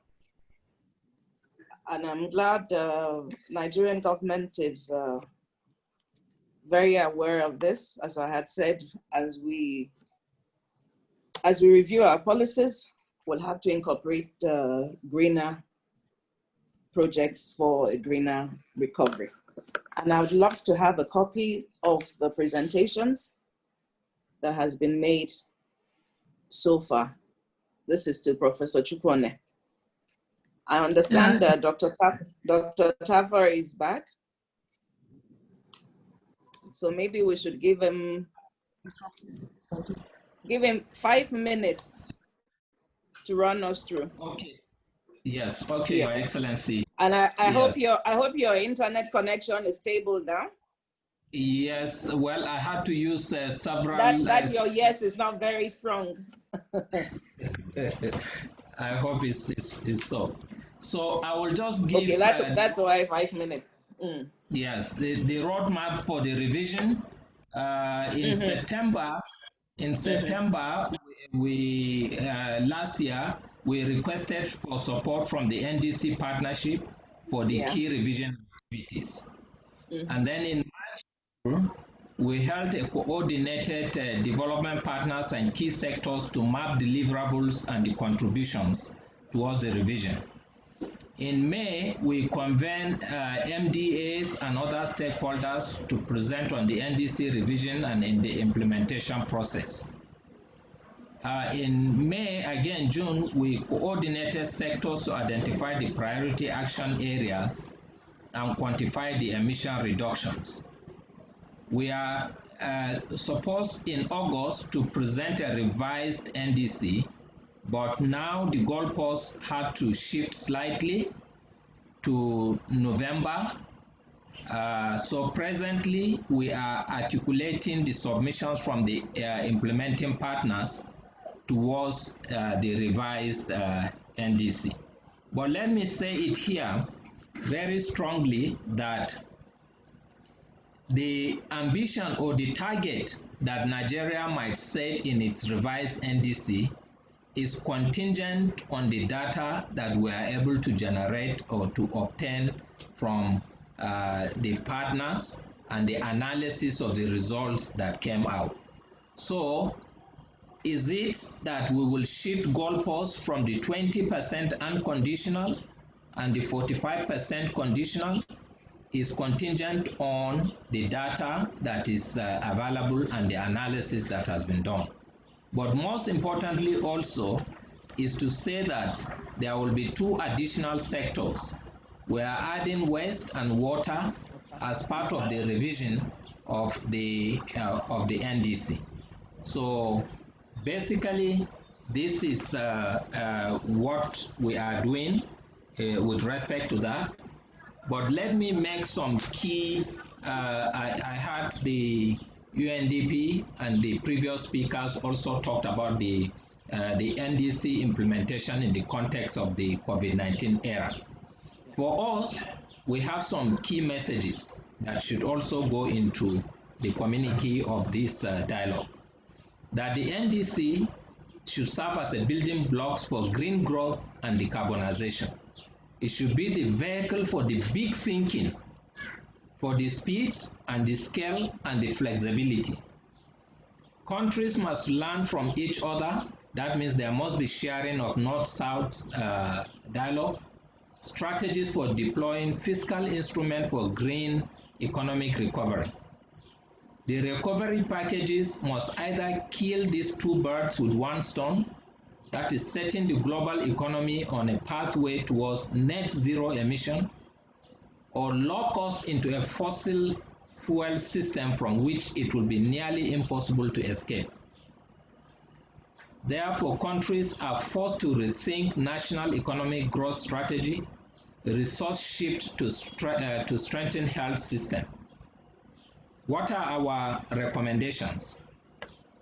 There must be strong leadership and coordination, of which the Federal Ministry of Environment is providing through the leadership of the ministers, to keep everyone or everything on its radar, e.g. the coalition of ministers of environment too.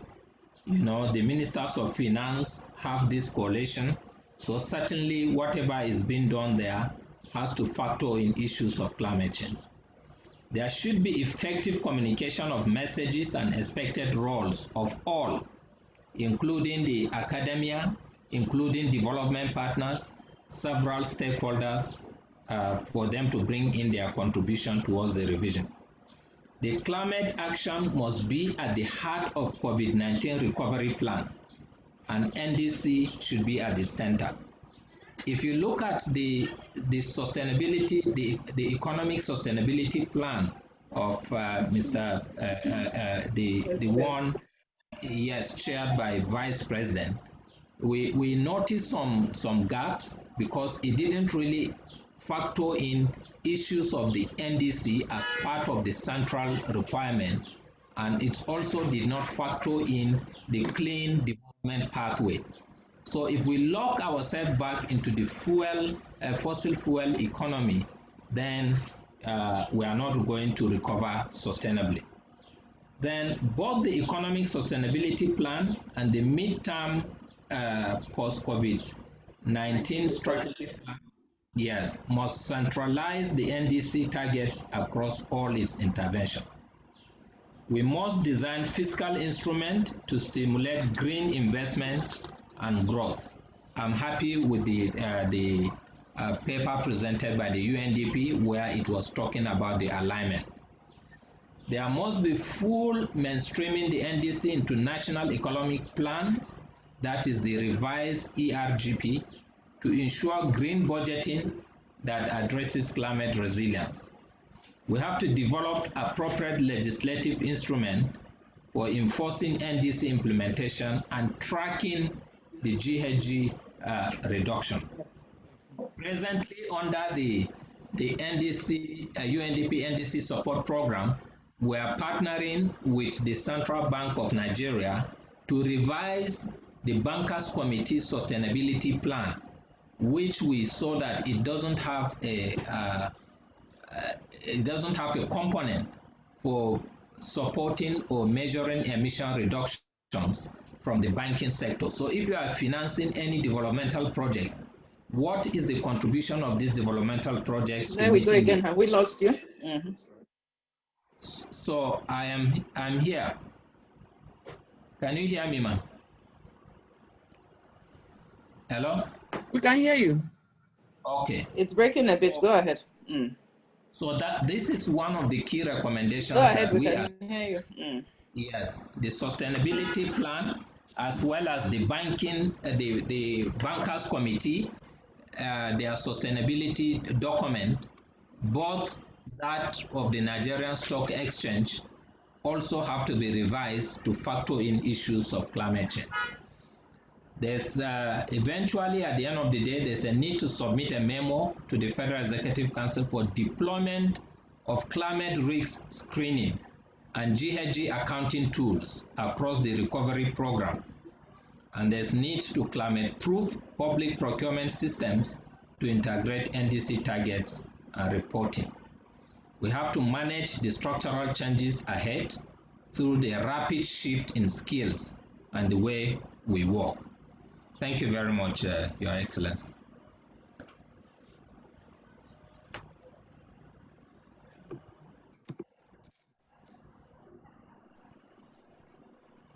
Prime Minister.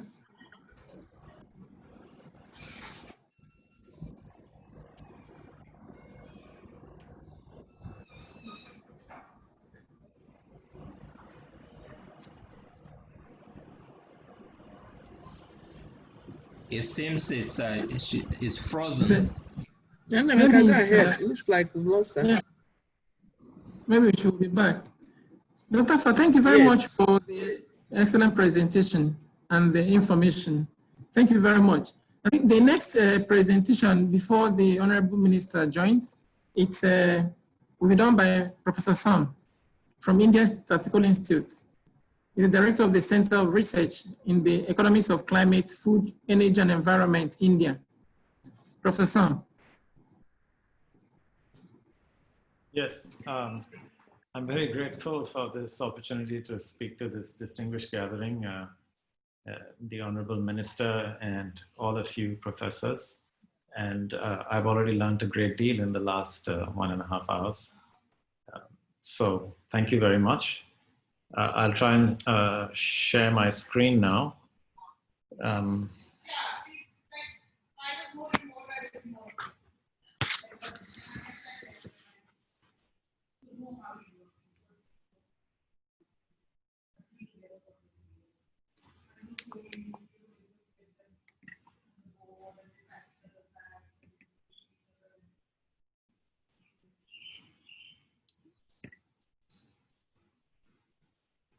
I'm afraid.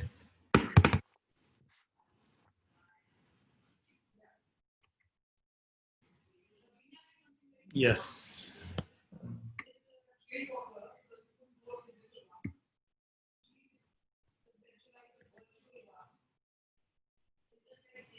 So can you see my screen now? Yes, we can see. Yes. Okay. Okay, thank you.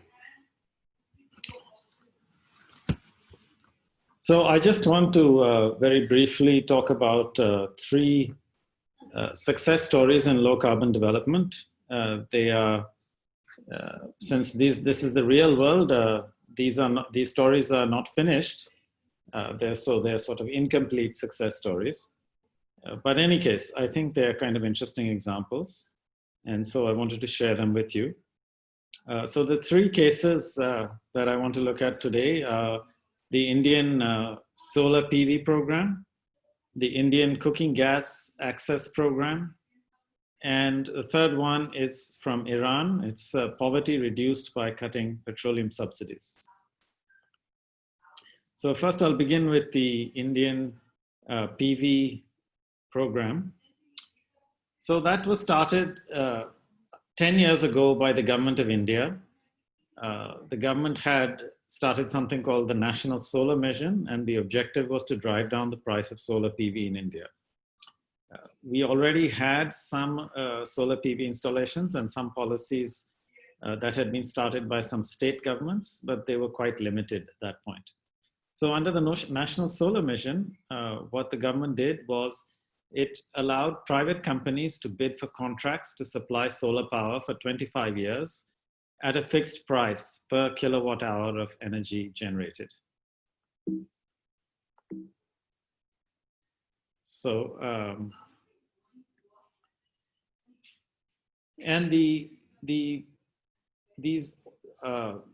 bidding was by competitive auctions, and the purpose of the auctions was basically to reduce the cost of solar PV in India. So as you can see from this graph, the first auction was conducted in 2010-11, and at that time, the price was 11 rupees per kilowatt hour.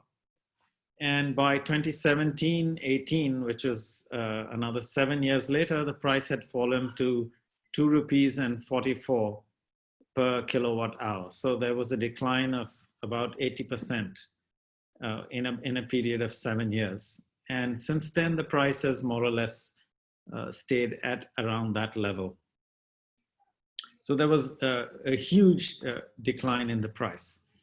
And in fact, the Indian program was so successful that if you look at all the G20 countries, and this data is from 2019, what we see is that from this graph that India is the country in the G20 with the lowest costs of solar PV.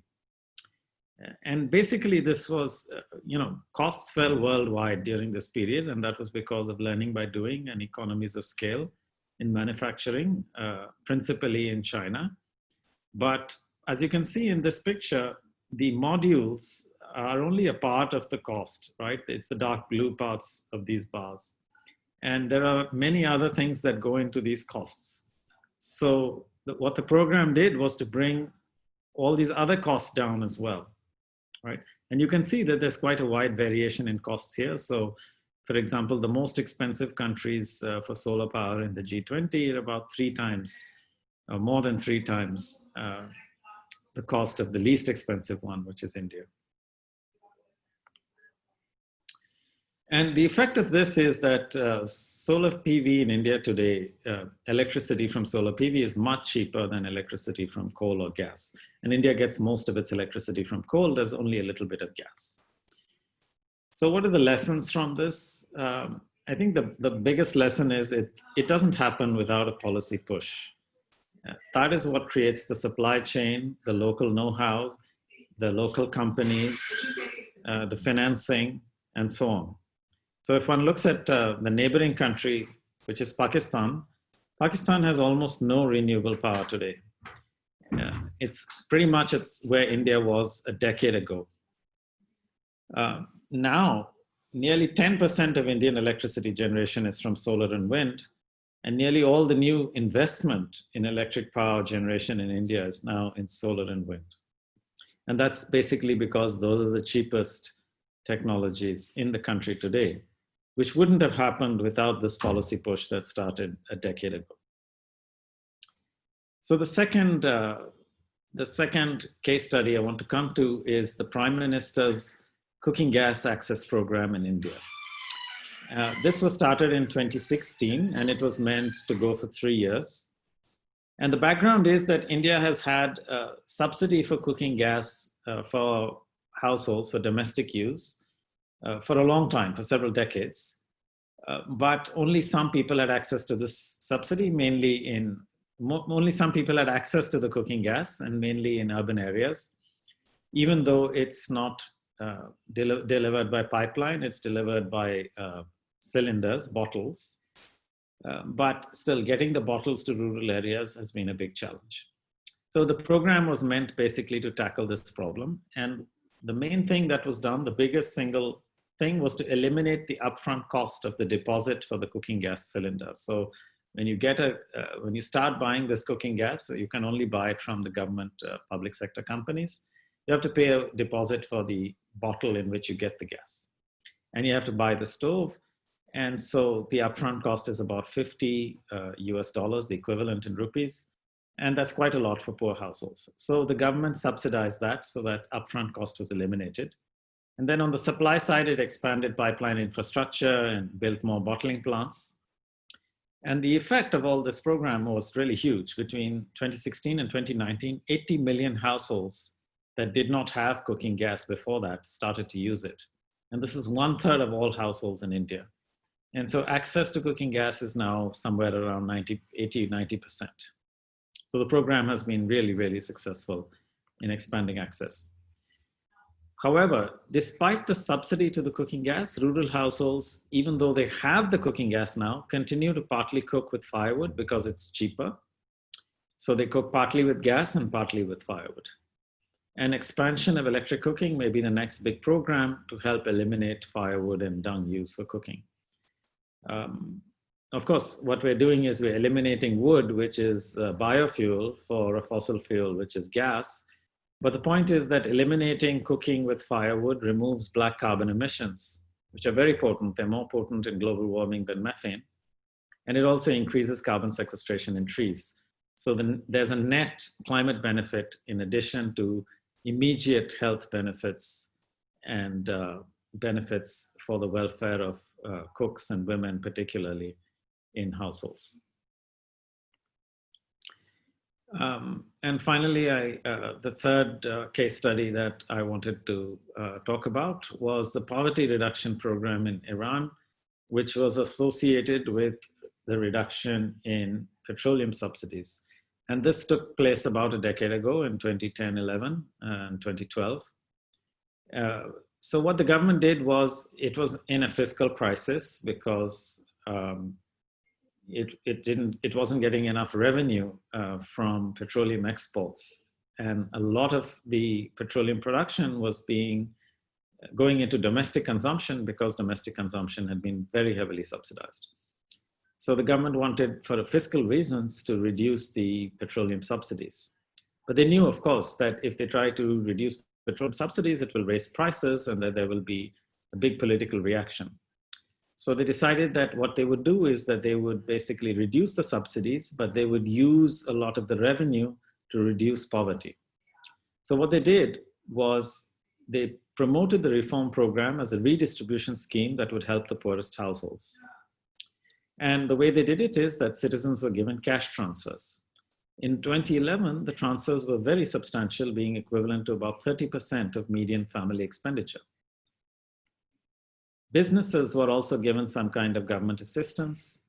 Cash transfers were initially given to all households, but rich households were removed later from the cash transfer program gradually. The effect of the subsidy reduction was very big. The price of gasoline doubled, and the consumption of oil and gas within the country fell by a lot. For example, fuel oil consumption fell by 36%, and diesel consumption fell by 10%. So that's basically the end of my presentation. And what I wanted to say was essentially that there are many, because our economies are so distorted, there are many opportunities for win-win, right? That one can make a big step forward in climate mitigation, and at the same time, one can remove distortions within the economy, and so one can immediately make tangible gains to the economy and to people's welfare if one thinks of policies in a careful way. Thank you. Thank you very much, Professor Sam, for your presentation. Thank you very much for your presentation. Yeah, thank you. Right. The Honorable Minister will be joining, but she's having some issues with her network. So we'll go on to the next, the third session. And the third session is on financing low carbon climate resilient development path in post-COVID Nigeria. And this session, the first presentation here will be taken on by Professor Thomas Stenner. The title is on financing options to facilitate low carbon resilient development in post-COVID Nigeria. Professor Thomas Stenner is from the Department of Economics, University of Gothenburg in Sweden, and is a university fellow for Resources for the Future, and he's been one of the major or the top experts in this area globally. So we'll be very benefiting from his rich experience from this presentation. Professor Stenner. Thank you very much for the kind invitation. I'm really honored to join the Honorable Minister and so many distinguished and wise participants in this very timely and important webinar. We face, as several people have mentioned, a series of crises. COVID is not only a health crisis, but perhaps more importantly, it has entailed the breakdown of trade and supply chains, affecting everything from tourism to business travel, trade, investments, and in particular supply chains.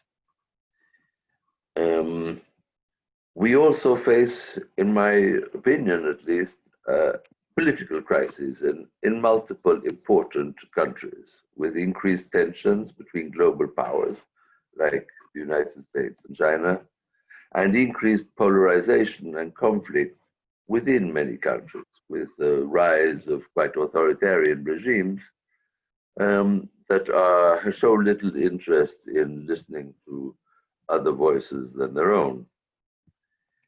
The big crisis is, of course, still climate, big in the sense that its potential for damage and its longevity are unprecedented. Still, we are still talking. The fact that we can have this kind of webinar is a testimony not only to the positive forces of new technology, but also to our shared values and concern for each other. I find it quite fantastic to listen to experts from all over the world discussing these issues, and I've enjoyed the webinar very much. I think we should understand that most countries are grappling with these issues, and in Sweden, for instance, one of my closest collaborators and former students is part of a government committee.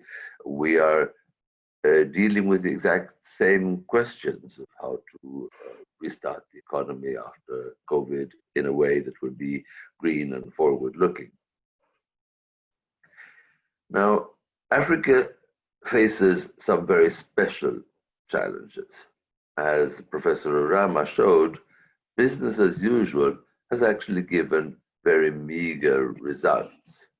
And the African curve was sadly hard to distinguish from the axis, as Kevin pointed out. In fact, that's partly due to the scale of the diagram. There has, in fact, been growth in the last decade or a bit more in Africa, in many countries. It's been very significant, but still small compared to the other major economies of the world. It is possible, and quite a few observers have said that they think that finally the next half a century would in fact be the period when African economies emerge and take their natural place in the world economy. However, climate change is a major threat to that scenario, and it's in fact making that hopeful scenario less likely and more difficult. Oil countries also face a particular set of challenges. Many wise comments have already, in fact, almost everybody has said we need to build the economy greener and better. I will focus my time, my brief time here, on a couple of difficulties with this strategy: Dutch disease and carbon pricing. Nigeria, of course, epitomizes both these two. It's both African and an oil exporter. It combines a high oil dependency with a very large share of the economy depending on oil revenue on the one hand, with also very high sensitivity to climate change, as has been discussed earlier today. We have desertification in the north, the virtual disappearance of Lake Chad in the north, for instance, and we have pollution, flooding, coastal erosion in the south, for example, in the Niger Delta. Now, very large shares of export revenues and budget in Nigeria come from oil revenue. Rebuilding the economy, the climate smart, green growth, and so on, faces multiple challenges. First of all, very big funding is needed. Just at the very moment when oil prices crash and COVID means falling revenues and increased needs for funding in the short run. I'd like to come back to the issue of Dutch disease.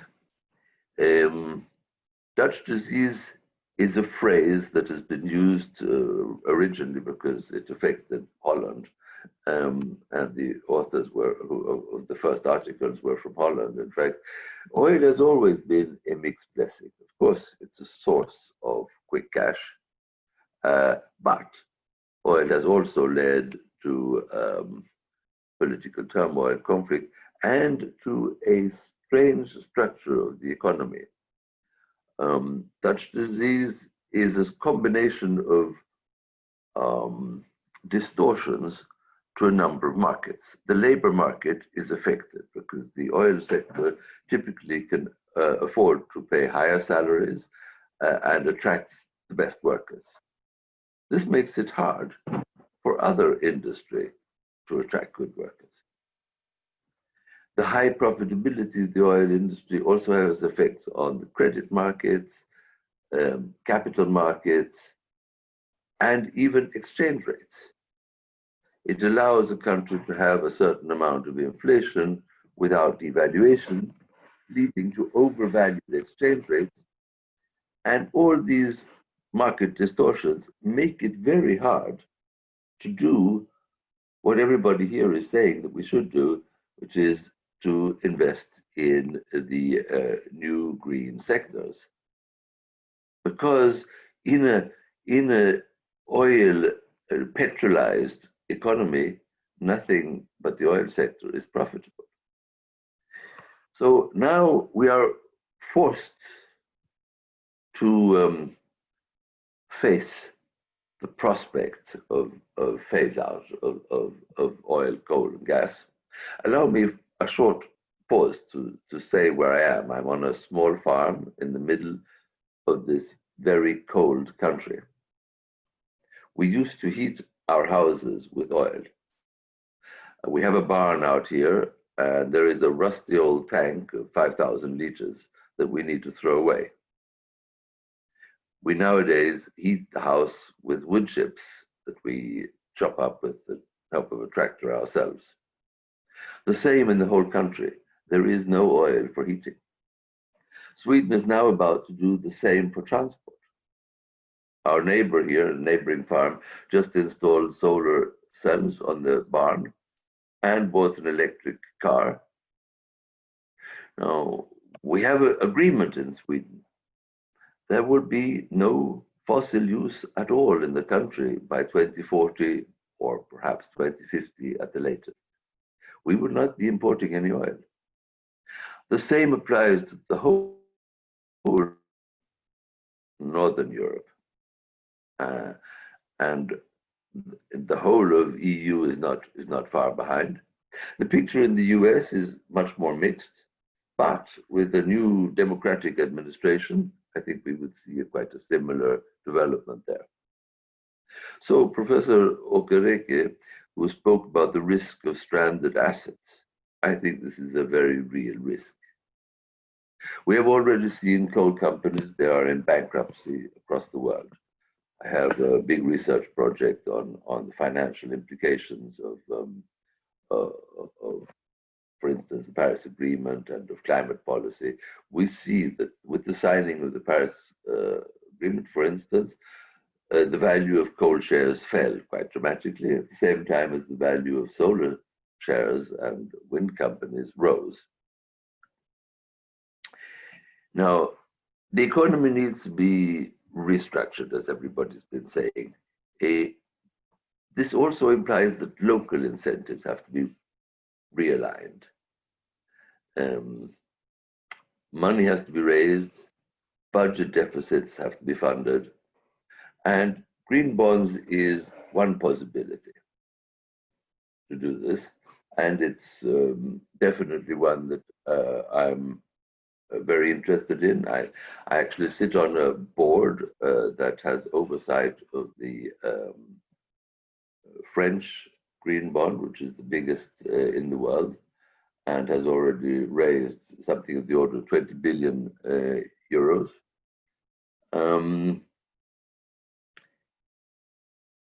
I should also say what is interesting about the French green bond is its extremely long maturity. It has over 20 years duration and a coupon rate of only 1.75%. So it's a very advantageous loan for France. And France, the French government took this loan largely for strategic reasons, because they wanted to make it easier.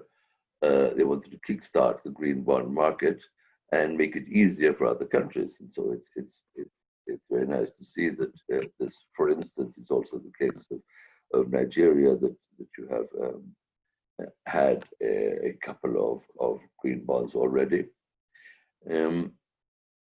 A big issue with green bonds in developing countries is one of credibility. The investors need to be persuaded that that the risks are not too high. And an important factor there is to see that the whole economy is really consistently on track.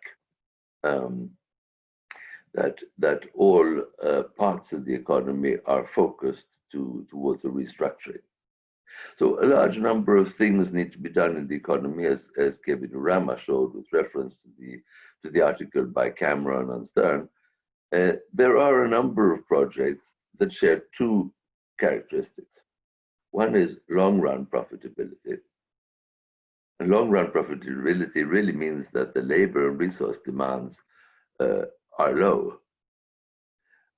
But we also want a high short-run employment effect because of the COVID crisis and the employment crisis. And there are a number of activities like climate smart agriculture, mass transit investments, improvements to the grid, improvements to climate smart buildings, investments in renewable technology, renewable energy, that all share these characteristics of giving quite a lot of employment, having high initial costs, and therefore giving a lot of employment immediately, but then, of course, having being resource effective in the long run. To fund all these efforts, a lot of capital is needed, and the green bonds cannot cover all of that. At the same time as we're in the midst of a budget crisis, there still remains a big need for funding. And one logical way to do several things here is carbon taxation. By transiting from subsidies, which is prevalent in most oil countries like Nigeria in the past, to taxation, we can answer up to several challenges. First of all, this gives credibility for the Green Loan Program. It helps restructure local incentives so that it becomes more profitable to engage in green activities and non-oil sectors of the economy. And it helps actually fund all these investments that are needed, both to give employment and to build a more secure green future. Thank you very much.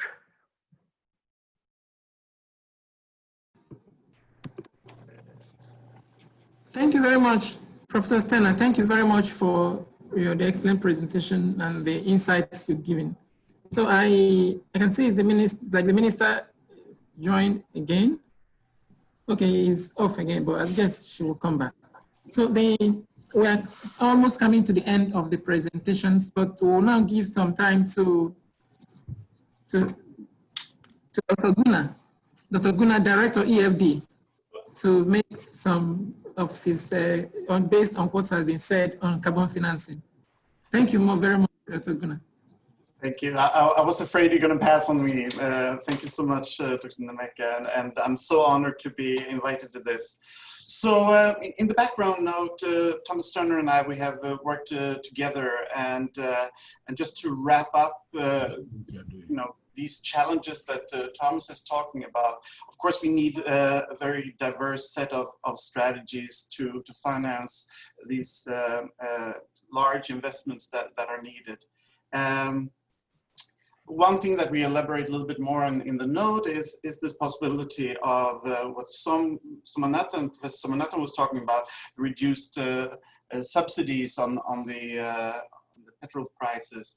That could really make a difference, both by resetting the economy, getting the kinds of inputs, reducing Dutch disease, etc., that Thomas was talking about. But also actually being a way of getting more revenues into the government coffers. And so we looked at a similar kind of calculation just to bring prices up to the pre-COVID-19 level in Europe. And that would be in the order of 100 billion euros per year. So I would really recommend Dr. Nameka's team and others to look into this, to see what is possible in the Nigerian side. And this could, of course, then be done, as Professor Somanathan said, with really nice distributional implications. So the whole pricing, the bonds, but I would like to focus on the third potential area of financing. And I would like to just refer back to the Honorable Minister's note earlier on here that you have now employed a climate finance advisor for Nigeria, and I'll return to why that could be so important, but also Professor Okereke's claim for the need for a green growth plan. And why is this important? Well, if you look at the overall transfers, not least in overseas development assistance, there is definitely over the last decade an increased focus on climate change and of course SDGs. So this has been even more so, of course, after 2015. Now also, of course, preaching to the choir here, of course, Nigeria is important for yourself, but also for Africa, and it's been for a long time. I don't know how the debate has gone in Nigeria over the very recent Lancet publication that gave a lot of waves throughout the world that by 2100, Nigeria is expected to be the second most populous country in the world, and you would then be the 9th biggest economy. So the world is really looking now at Nigeria and seeing, you know, what you do is important, not only for you and for Africa, but actually for the world. So Thomas was talking about credibility. And if we look, I started for this webinar to look into the official ODA statistics on OECD DAC, and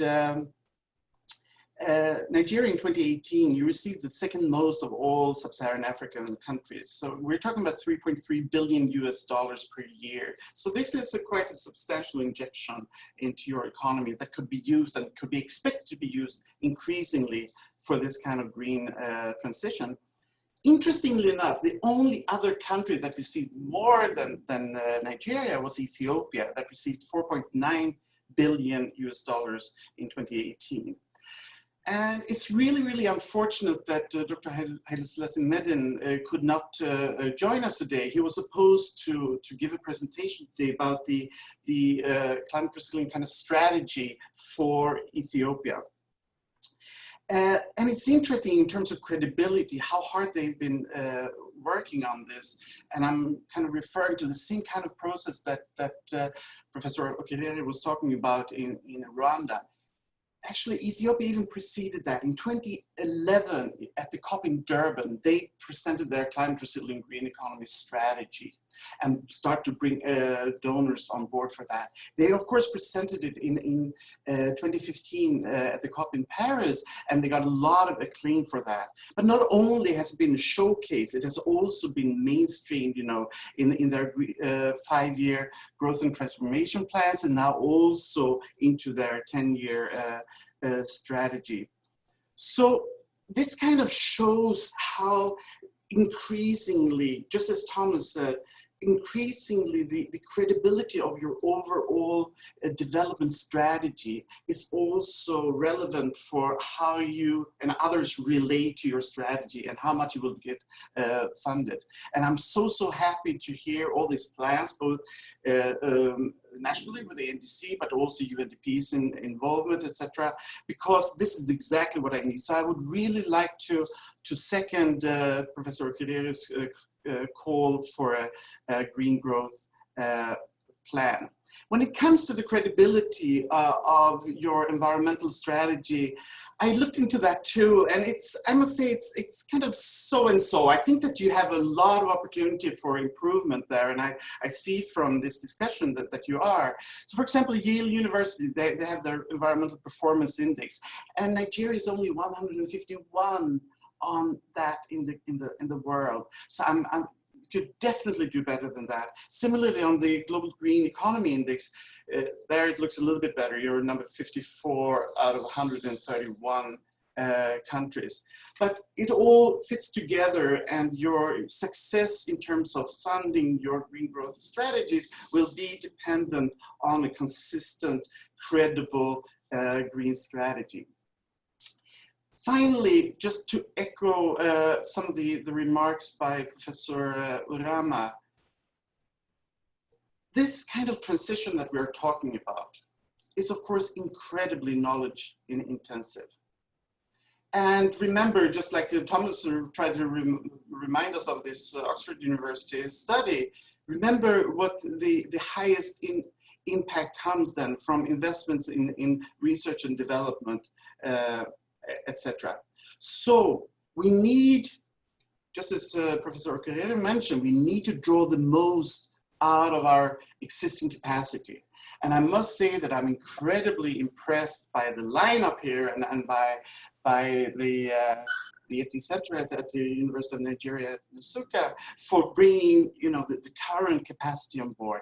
But of course, we need much more than that. We need to invest in a completely new generation of leaders who will take on to drive these transformations into the future. So we need those kinds of dedicated educational programs at our universities. So with this, I'd like to thank you all for this opportunity to give some reflections, and I really wish you the best of luck in this incredibly important endeavor. Thank you. Thank you, Gunnar. Thank you very much. So I can see Honorable Minister is back. I think this is the last presentation, but we have a lot of questions in the Q&A. In the program, this is supposed to be general discussion, questions and answers. So we respect the panelists, some of the questions raised by the attendees. If you may, I guess you're seeing them, and also if you may respond to some of them before we throw, because we notice if the Honorable Minister will allow us, there are a lot of experts under the attendees. I see their names. There are many of them. Professor John Ekbere, Professor John Njoku is there, Professor Francis Additional, Professor Eric Ebo, and many of them. I noticed Professor Nachuku and the rest. Professor Bona is there too. So there are many experts on the attendees. Maybe if the Honorable Minister permit us after the Q&A to have just few minutes for maybe one or two of them to express their views. So Honorable Minister, maybe if we go on with the Q&A. So there are lots of questions. I don't know whether I should read them out, but there are some of them were directed to the Honorable Minister. So were directed to some of the presenters. So if we may look at them, I don't think we can take all of them because of time, but there are some key major issue is in terms of many of the people raised were in terms of implementation. That's one of the key message or key questions people raised here in terms of implementation, how Nigeria will leverage or implement these things we're talking about and the experiences, and how to make sure that the policies are implemented, because in the questions from the indicator, there are a lot of policies and the ministry is doing a lot. But how can we translate all this into implementing these issues that are being raised? So I guess Dr. Tafa is here also to respond to some of these questions addressed to the ministry. So I think maybe if we can go on from there, maybe if we can hear from Dr. Tafa, who is here. Thank you very much. Dr. Tafa? Yes, yes, I can hear you. Thank you, and good afternoon. I think the Honorable Minister cannot reconnect back. We have been waiting to see whether she will be able to connect back and respond to most of the questions. I couldn't get all the questions you did ask, but I note that you are focusing on the government position in virtually all the activities that are going to be done. So our take on that is just to say that the government has signed onto the Paris Agreement, which meaning we have committed ourselves to its implementation. We went further to develop the NDC sectoral plans along the 5 priority sectors. This is to give a roadmap to these sectors to be able to actually implement the NDCs at the sectoral level. We have the Interministerial Committee as a structure for coordination, of which we will intend to broaden it up to include all other stakeholders as it may be. And also I did highlight to you that the NDC revision also have implementing partners that are doing one thing or the other, and then we're all putting them together as into a consolidated document, which we intend to submit before Glasgow. That's before even the end of this year, with the intention of formally presenting it at Glasgow. We also have, in terms of governance and administrative structure, we have the committees at the National Assembly that are looking at the issues of climate change. So if it is a question of law, then these particular discussions we did today that has key recommendations, those recommendations should come forward for us to be able to put it up to the National Assembly as a bill for their consideration for holistic coordination of climate change in Nigeria. But by and large, we are very open. The government is very open. The administration, this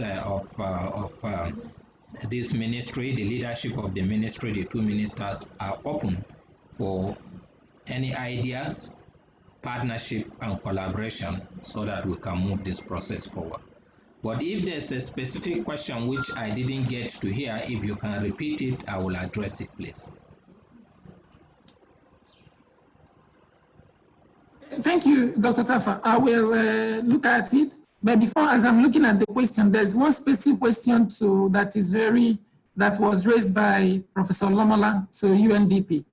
And he's saying that the question is, what opportunities available under the UNDP's green economy approach to SDGs to build climate resilience among smallholder producers in terms of assistance to climate smart agriculture and promotion of agricultural commodity value chains?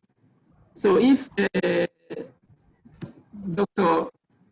I think he's not present, I can't see him, but I mean, Dr. Muye, if he's present, maybe he can respond to that question. I don't think I can see him now. So that's the question. Okay, if he's there, he can respond to it, please.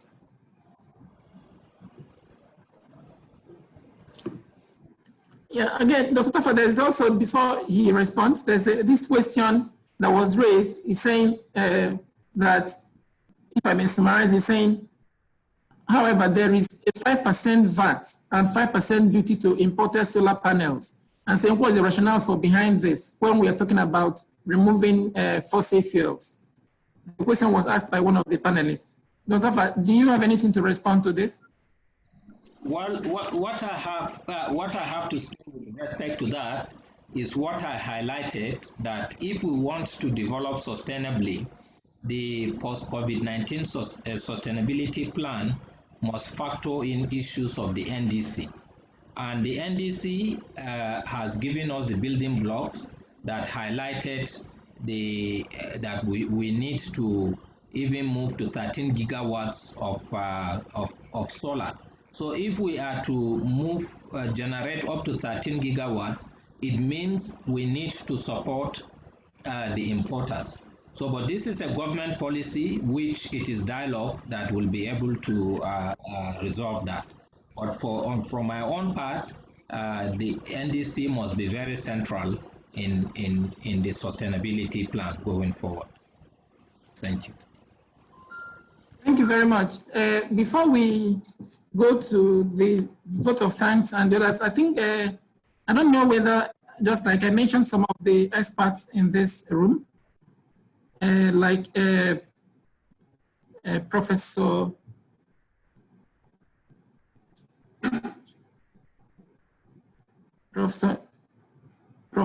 Johnson Ekpere. I don't know, let me, Johnson Ekpere. Hello, Prof. I don't know whether you have anything to comment. Professor Ekpere. Professor Ekpere, can you unmute?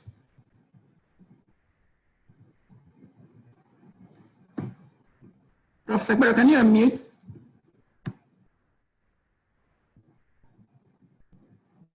Okay, it's like he's not responding. Also, there was also Professor Bunna. Professor Bunna, do you have anything to comment? Okay, if you cannot get them, I think before the vote.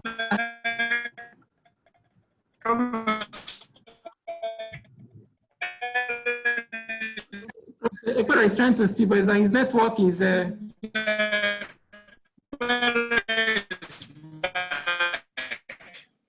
Dr. Chikoye, can you hear me? Professor. Yes, I can hear you. Good. Yes, I can say one or two words.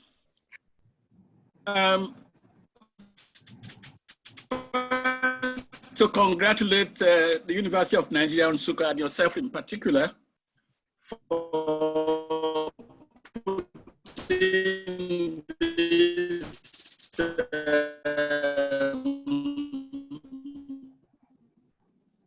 his network is bad.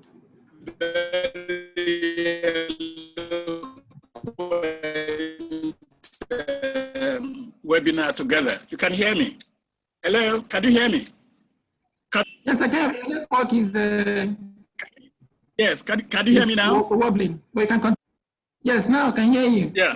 First of all, to thank you for putting this webinar together. We can hear you, Prof.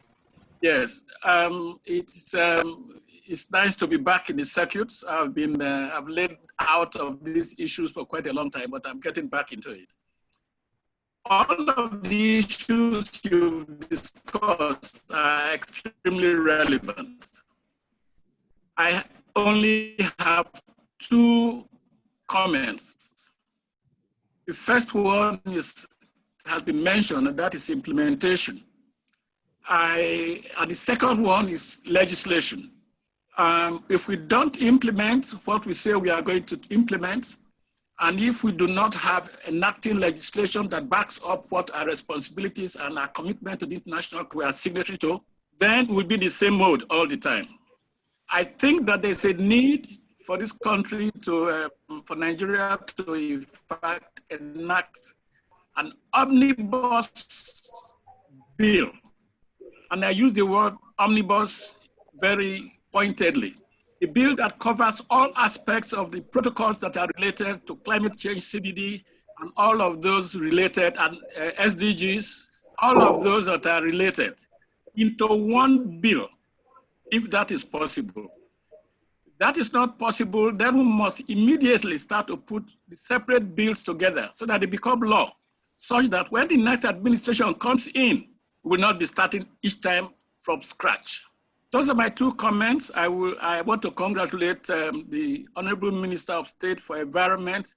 She's been very, very promotive and pointed in these activities. And some of us who have been out back in, and I can assure you and all of them that anytime we are called upon, we are here to serve. Thank you. Thank you very much, Professor Ekpere. I will now give 2 minutes to Professor Bunna and then to Professor Eric Ebo. Okay, are you hearing me? Yes, yes. Okay, thank you very much, the Honorable Minister and our collaborating partners and other participants. I think the major, my own comment is still the same thing on implementation. How do we link the policy with the implementation, especially on building and nurturing SMEs around the climate change, namely the agricultural sector, the energy sector. These are very, very important to have clear defined KPI, the key performance indicators. For instance, in a year or in a session, how many SMEs are we able to build? And considering the peculiar socioeconomic condition in Nigeria, what are the concrete steps we can take in order to build these SMEs? For instance, in the energy sector, we are also talking about the bioenergy, which is, of course, one of the areas that I can say I've been working on. How do we ensure that we can support the growth of that industry within the country? It is very, very important. It's very, very essential. And then, since we don't have strong industrial base that we actually directly to raise the venture capital on those areas, the government has to come in. If it's most of the Asian countries have adopted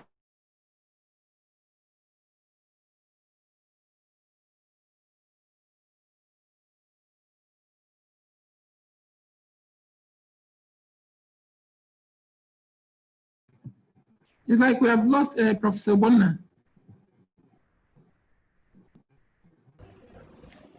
Hello, Professor Bonner. Probably in America, let me react immediately to what he said in terms of linking policy with implementation. Okay. Yes, basically the role of the focal point.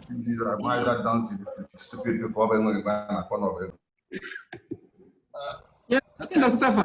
All right, I'm just saying that he requested on the aspect of linking policy and implementation.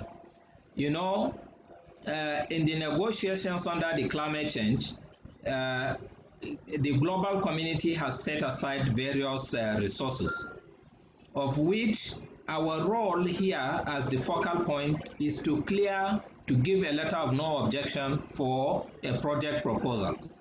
It is not the government that will develop the project proposal. So I've been expecting that the experts out there can consolidate and bring up clear project proposals that will tackle all the issues we are talking about and bring it either under mitigation, under adaptation. Then we give a letter of no objection from here and forward it for them to access those resources. That is implementation in itself. Then we have government on our own part. What we also did was we held series of regional youth innovative hubs with the idea to stimulate and harvest activities that have been undertaken by the youth towards tackling climate change. So these are all efforts, but I know that it will require a lot of further sensitization, further group work and networking, of which such a forum like this is one of them. So I want to commend you for that and to also canvass for more of such dialogue. But the opportunity is there. Let our experts not just sit until when we come to a forum like this and they keep on highlighting about what we should do and what we should not do. Let them go on to the websites. Go to the Adaptation Fund website, go to the GCF website, go to the IPCC, roster of experts. We have so many experts in Nigeria, but we don't even have enough reflective of the size and capacity of Nigeria on the IPCC. And even in the roster of experts under the UNFCCC. So please, I'm pleading that these experts should do something and bring in proposals. We will clear it as long as it is in line with us. Yeah, thank you, Dr. Tafa. The Honourable Minister is back. Okay, I'm back. We're at work, getting towards the end. We have one more person to make a comment. Maybe if we listen to him, Professor Ikebo, before we go on. Okay. Hello, Professor Ekpere. Hello, good afternoon, every one of us. I know we are running short of time. We actually passed the time, Yes. the end time for this dialogue. So I'll just go straight to the point to say, congratulations to the Resource and Environmental Policy Research Center at the University of Nigeria for organizing this dialogue. I want to also thank all the international experts that have enriched our perspectives, in particular, Professor Kevin from the African Development Bank. And I want to say well done to all my colleagues at the University of Nigeria, and to encourage us to have more of this kind of dialogue between research, policy, and the international community. I want to say thank you, and we hope to be able to take the matters arising from this dialogue forward. I think that is the main, the critical challenge. How do we take it forward? And I think that the managers of this dialogue and the team at the Resource and Environmental Policy Research Center will do everything that is needful to take the conclusions and recommendations from this dialogue forward. Thank you very much. Thank you very much, Prof. Yeah, Honorable Minister, if we're about to get into the vote of thanks, if you may give me some little time, maybe like 2 minutes, I will want to introduce the center, which I didn't do in the beginning because we wanted to start as we were starting late. Okay, so, that's fine, go ahead. Right, thank you, Honorable Minister. The Resource and Environmental Policy Research Center is a Run for Development initiative in Nigeria. EFD initiative, the Environmental Policy Research Center, they are focused. The center is focused on 3 issues: research, policy, and capacity, policy advocacy, and capacity building. Dr. Chukwone and myself is the director of the center. The center is the only EFD center in Nigeria. I've introduced Dr. Guna. Dr. Guna is the overall director of EFD globally, and we have about 15 EFD centers globally. And EFD has been very on top of the game in trying to do research, cutting-edge research, policy advocacy, and capacity building to deal with these issues, from climate change, agriculture, pollution, and different aspects of resource and environmental economics, including things in fisheries and different aspects. So, and over the years, EFD has been doing this and has been on top of it, advising in many countries, and been doing that effectively. So the REPRC is the center in Nigeria, and that's what we're doing. So we will continue to collaborate with the ministry, and then with the development agencies like UNDP, who has been very active in this area. And like the challenge that was thrown up by Dr. Tafa, we'll discuss further with him, and we'll get back to that too. And we're always at the service of the ministry. Very soon, like a lot been mentioned about climate smart agriculture and all that. So the EFD funded a study on climate smart agriculture in Nigeria, and the study has been completed, and will be very soon present a policy brief, and then have a discussion on that in the coming months before November. And Honorable Minister will be happy if you will also oblige us on that. So I thank you very much for participating in this workshop. Then I will give the opportunity, if you permit, Honorable Minister, for a vote of thanks by Professor Ifeanyi Nwachike. Professor Ifeanyi Nwachike is a professor of agricultural economics in the University of Nigeria, and she's also a senior research fellow at the EFD Center here at the University of Nigeria. So thank you, Honorable Minister. Thank you.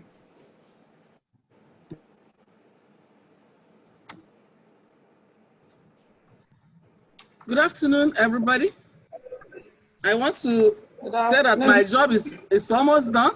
I hope I can be heard. You're hearing me? Yes, yes. Yes. Good. My job is almost done, but since it's an official assignment, I still have to do it.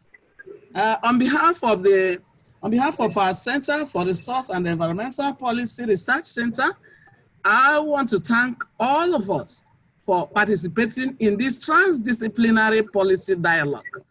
I call it transdisciplinary because all stakeholders are on board here in this dialogue. And as we are listening to the knowledge think tanks, we are also getting feedbacks from the policymakers. So even the stakeholders that will carry on issues concerning climate change and post-COVID are here. So I think the circle is complete, and we don't have any other thing left for the implementation we are talking about. I want to particularly thank the Honorable Minister and Minister of State for Environment, Mrs. Sharon Ikazo, for her good disposition in piloting this seminar dialogue.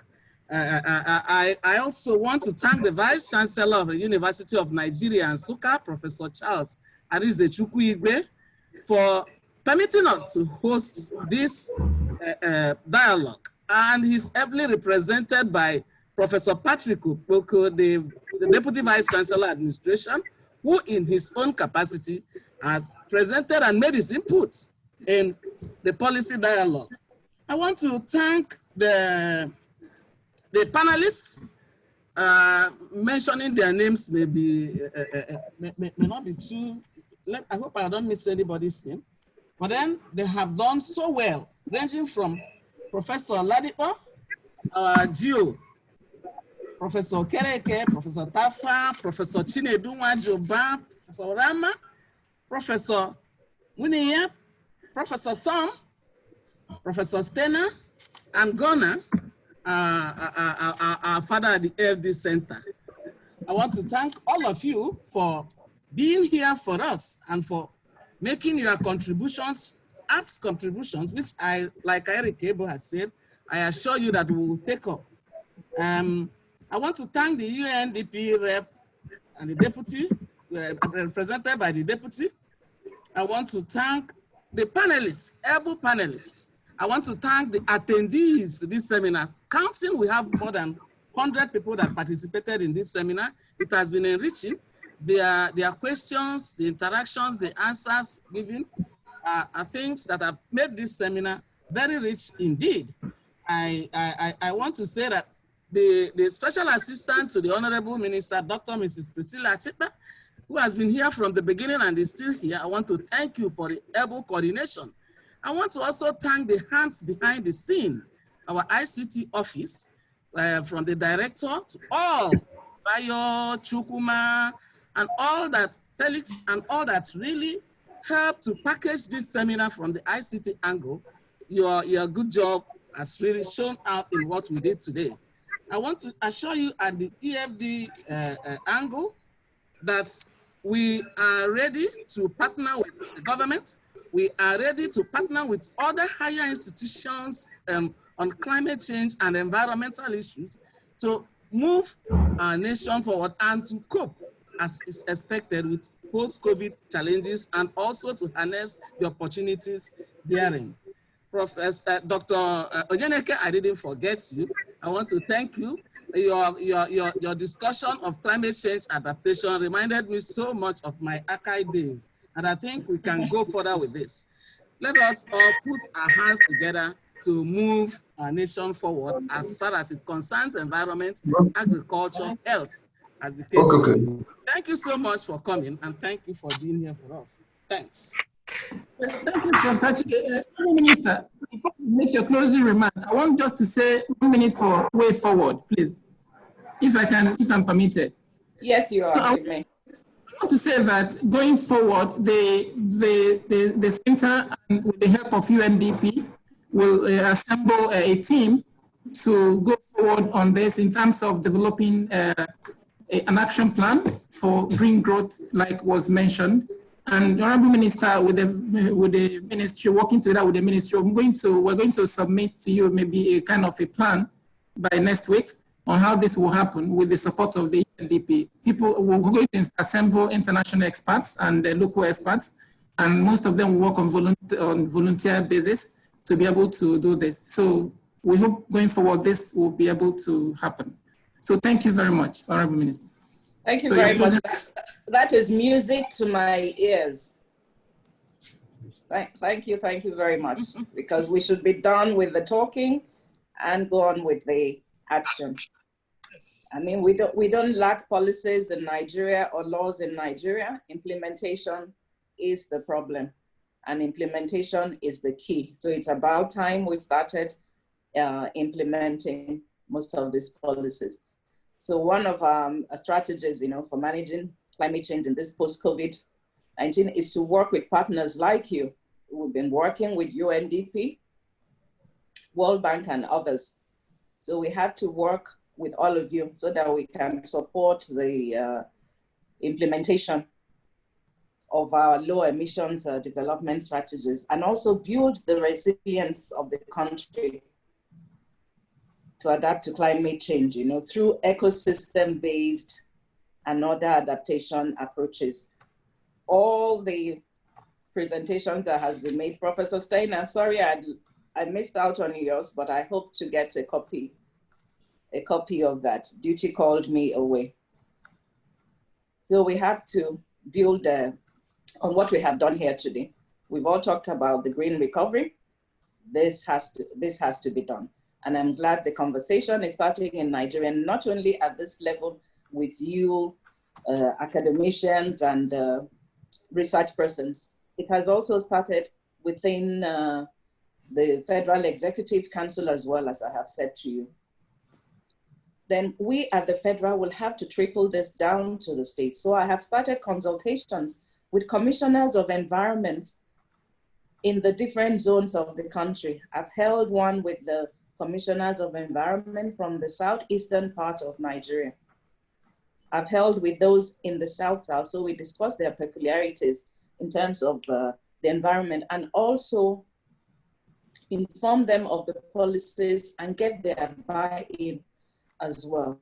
So beyond having this dialogues at federal level, we should take it down to the subnational level as well to get their buy-in. So I thank you all so much. And I know that with these conversations we have started, the awareness we have created, the youth are there as well, and they're all part of this. We'll have to progress towards a green economy in Nigeria. And also that way get sustainable development for our country. What is at the bottom of my heart is for us to get poverty eradicated. And while we're eradicating poverty, we're saving the environment as well. So thank you all very much. I hope this is not the last of our meetings and our consultations. I'll always be ready and available to meet with you. I thank you all so much. And please work closely with us, especially our Department of Climate Change. As Mr. Taffer is leaving, he's definitely handing over to capable hands at the Department of Climate Change. And probably the next conversation we'll have is on the implementation and the roadmap for our agenda action plan on climate change, so that we take that further. Thank you all very much, and God bless you all. And may we all live in harmony with nature. Thank you. Thank you. Thank you. Thank you all. Thank you. Thank you, beautiful. UNDP. Very beautiful. I'm so proud of the center. Very Thank you. Thank you very much. Thank you. Well done. Professor Rama, where is everyone? Thank you, Gio. Thank you. Thank you, Gio. Professor Chiketi is the director of Agenda Center, so you may want to work with her on the climate. Oh yes, I've already penciled her down. I just didn't want to say so before you accuse me of bias. Can you tell me your email? Who asked? Professor Claire. Consider it done, sir. Honorable Minister, thank you, everyone. Thank you. Professor Perez's email is blocked. And we thank Professor Poco for presenting Honorable Vice Chancellor. The Vice Chancellor, thank you. Thank you. Thank you very much. Bye-bye. God bless you. We thank Professor Zumba. Thank you. Thank you, Sam. Thank you. Thank you so much, Prof. Thank you very much. The baby you got is growing. Yes. Thank you, sir. Thank you very much. Thanks, everybody. Bye. Thank you, Nemeka, for moving things forward. That's very good. Send all the presentations to my. Thank you, Professor Rama. I hope you will come back to your alma mater. soon. No, thank you. Thank you very much. Oladipo, thank you so much. You're welcome. Thank you. No response, madam. Professor Perry, how's it, I'm waiting for you. Bye. Okay, bye. Okay, Bye. thank you very much, everyone. Bye. Thank you. Bye. Yeah. Bye. Kim, come.